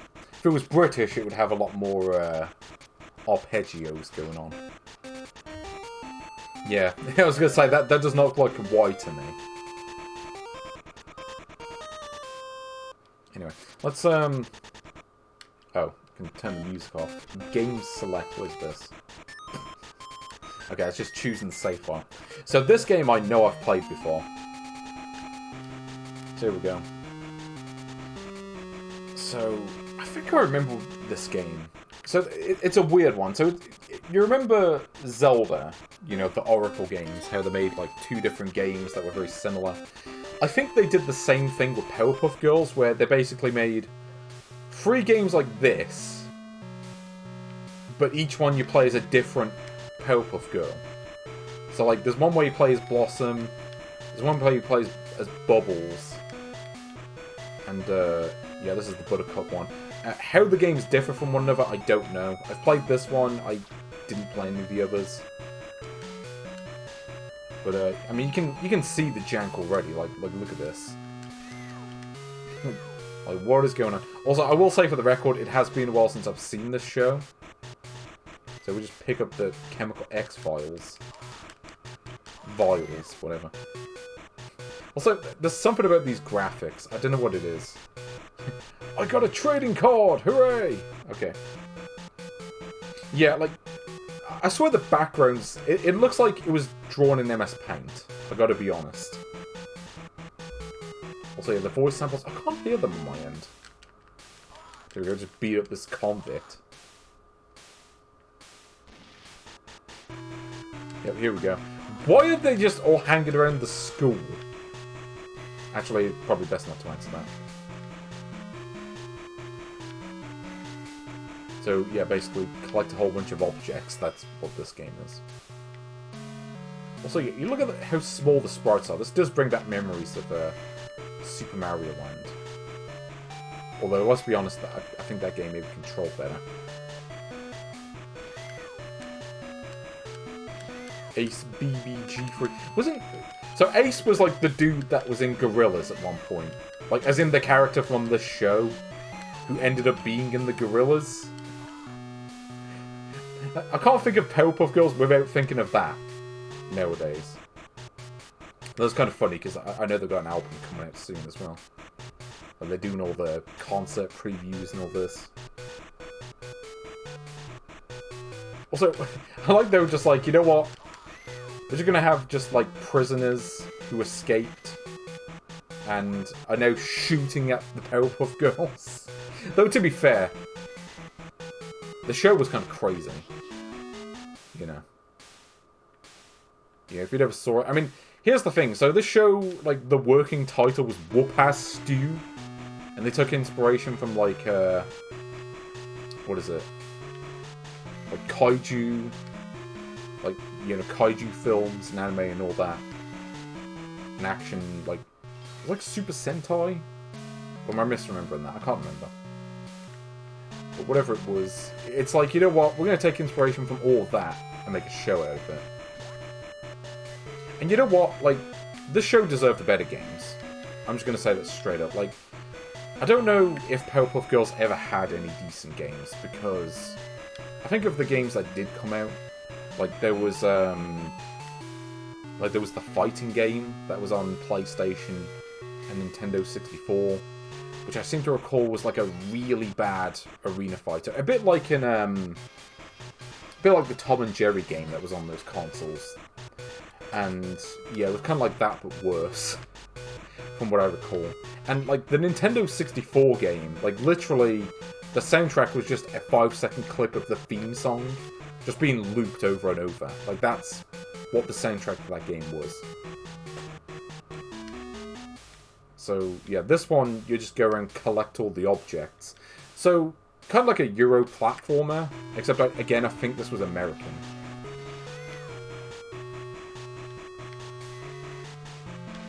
Here we go. The power of Chemical X will save us!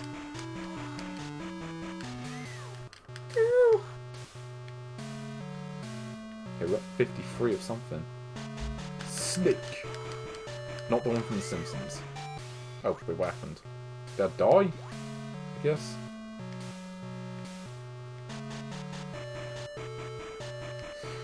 Yeah, like, the font mostly looks normal. It's just, they just have a really weird looking Y for some reason. Oh, I know I lose progress on all the things I collected. Great.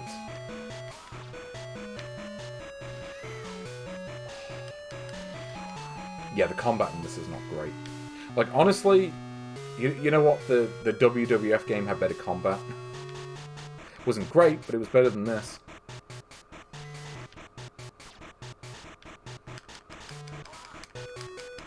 Yeah, it's kind of like, well, you just kick the enemies and hope for the best. You know what this looks like, actually? It's a bit like the Wayne's World game on the NES. If you're unfortunate enough to have played that. Except in that game, you just fight the enemies and then that's it. Like, it doesn't help when the enemies just hit you from off screen. Always the sign of, like, a shitty game that got just, like... Yeah, we just put this together in, like, a few minutes.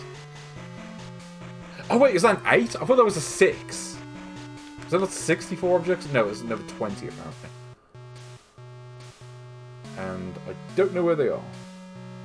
Yeah, so it is just kind of the same game, but you play as a different character, and you have to fight a different character. So do I have to fight against, like, the Gangrene Gang or whoever? Or is that, like, Mojo Jojo? No, I think Mojo Jojo was one of the other ones. Because there was one called, like, Bad Mojo Jojo.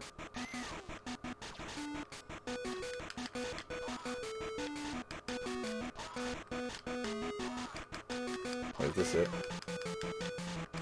Oh no, not the deadly basketballs! Time to shut up and jam!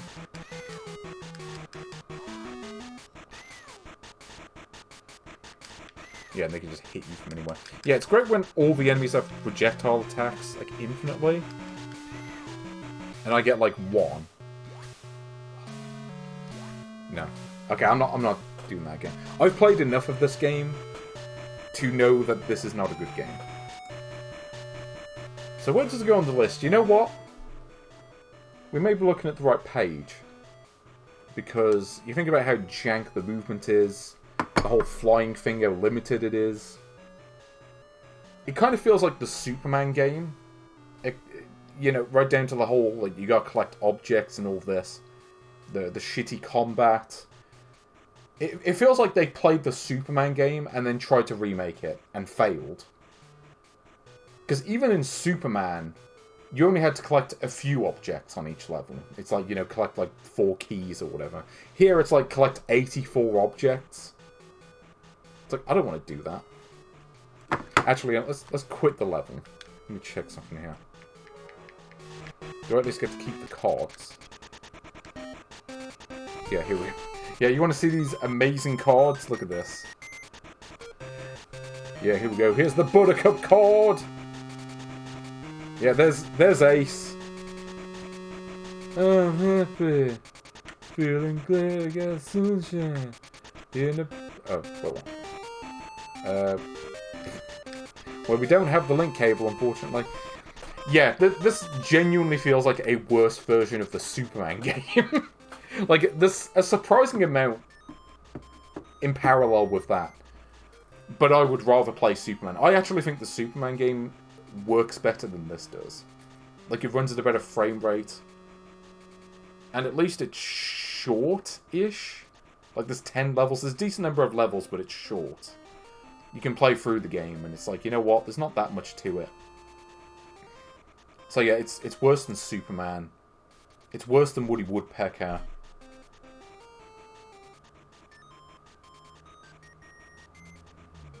I mean, I'd rather play Radical Rescue, because at least that game is well programmed, and at least it has a banging soundtrack, so it's worse than that. It's worse than X-Men Wolverine's Rage, because at least, like, the platforming didn't feel that bad in that game.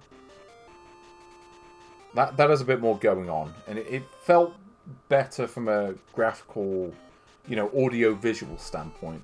So it's worse than that. But it's not worse than Spider-Man X-Men Arcade's Revenge. That game was also kind of like a special brand of tedium. At least in this game, you can collect the objects in any order. You don't have to collect them all in a specific order. That's completely arbitrary and doesn't make any sense. Yeah, I'm going to say it goes between these X-Men games. Making it, what is that, the 11th worst? Still not quite bottom 10, but you know what? Since we didn't get to see Sonic Adventure 7, I didn't archive the stream, let's close this by playing some Sonic Adventure 7. You know, we'll play this one for the road. And then, I think we'll call it for this series. Just as one final insult to those of you who watch the stream. Let's see if I can beat level 1 of this. Oh god, the manual. You know, I would. I don't think I've got the manual here though. Hold on, can I load up the... Is it Sonic Retro? Let me try doing that. Sonic Retro, Sonic Adventure 7.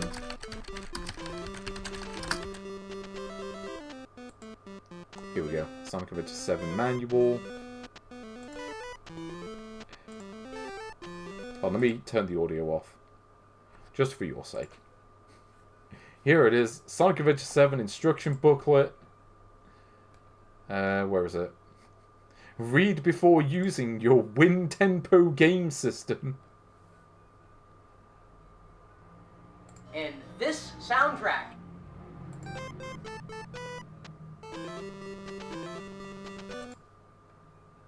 Anyway, yeah.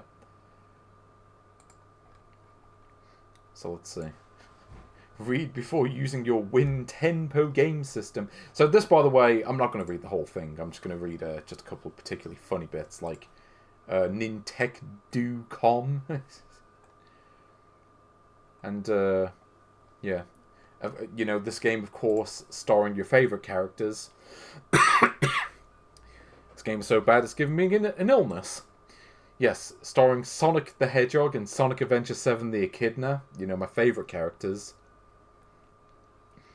Travel with Sonic the Hedgehog or Sonic Adventure 7 the Echidna through a maze of traps, evil robots, and fearsome scenery, and prove to Dr. Robotnik that there's no trap made that a determined Sonic or can't overcome.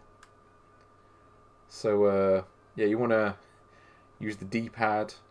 You want to do the special moves. I also like the screenshots from Sonic Adventure as well. You know, there's amazing 3D graphics on the Game Boy Color. You want to go to the Red Volcano Zone. Yep, Amy Rose, who will not be appearing in this game. And here are the credits. Thanks to the CD Lounge and the entire Sega of America test department, Sonic Adventure 7. So, let's see how far I can get into level 1 on this, just because. Are you enjoying the amazing soundtrack? Actually, I suppose you didn't, because I muted it. There we go. Okay, let's see if I can beat level 1. Which is borderline impossible, let's be honest. Also, yeah, if you pause the game, it just does this. It just freezes the screen, that's it. Yeah, you know, I was talking about the last couple of games being low effort. There's the sprites.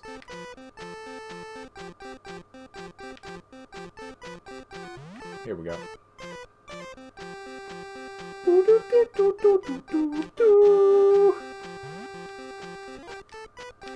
we go, let's go on the amazing falling platforms of death. Yeah, it's always good to be back in the world of Sonic Adventure 7, where platforms can just cease to exist whenever they feel like it.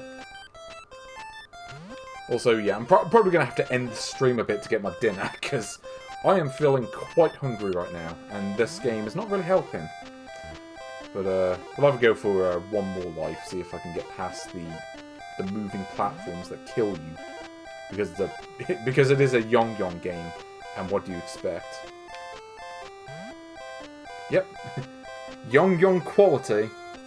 Nose Code games have more competent programming than this, I'm going to say that. You know what? Just give me a good theme song to end this with. As we go through the list. Because we've got other games on here anyway. What's a good theme? I'm trying to think. Oh, we've got Boulder Dash. You know what? I want that Castlevania Adventure theme, just because it's so good. The game itself may not be up to much, but you know what? At least Konami, you know, they were firing on all cylinders when it came to that soundtrack. So, let's just quickly review the list. You know, all 261 games that we've looked through. You know, from the irredeemable nonsense to, like, Sonic Adventure 7, F1 Race, which made me want to die. Somehow there are 6 games worse than that. Yes, Snoopy, no Hajimete, no Otsukai, outside the top 200. Somehow Xenon 2 Mega Blast, a top 200 game. You know, and, yeah, you start to look at the more redeeming games, like Alleyway, which, at the end, was the 128th best game. You know, we'll look at the magic numbers, like 100, you know, the top 100, Painter Momo P. I mean, when Painter Momo P can only be the 100th best, you know we've got some real good games on this list. And, yeah, Super Mario World 7, Shisensho Matchmania, always a good time. Track Meet, with its amazing label art, the best label art you will ever see on a Game Boy game. And of course, Yars' Revenge, the Kotile Ultimatum, how can we forget? Second Space, amazing. And yet somehow only the 55th best. 54 games were even better.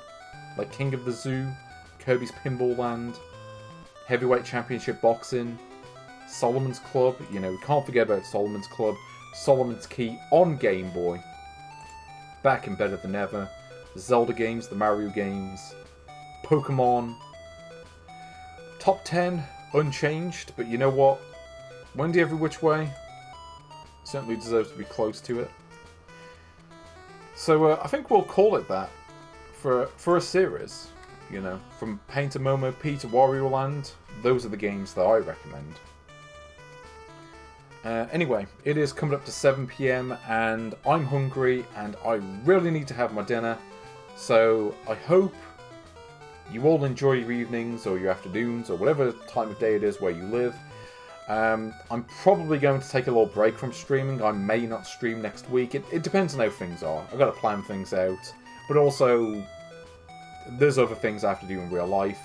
So, thank you all for watching. I really appreciate all of you watching the stream, because it makes it worth doing. But as I say, I may be back next week, I may not. Depends on how things go, how I'm feeling, whatever happens in my own real life, away from streams. And, yeah, I guess we'll have to play the best of Da Best. Shout out to Jan for coming up with that name, because that's a great name. Certainly far better than what I could come up with. But, yeah, until next time, I will see you later, so take care.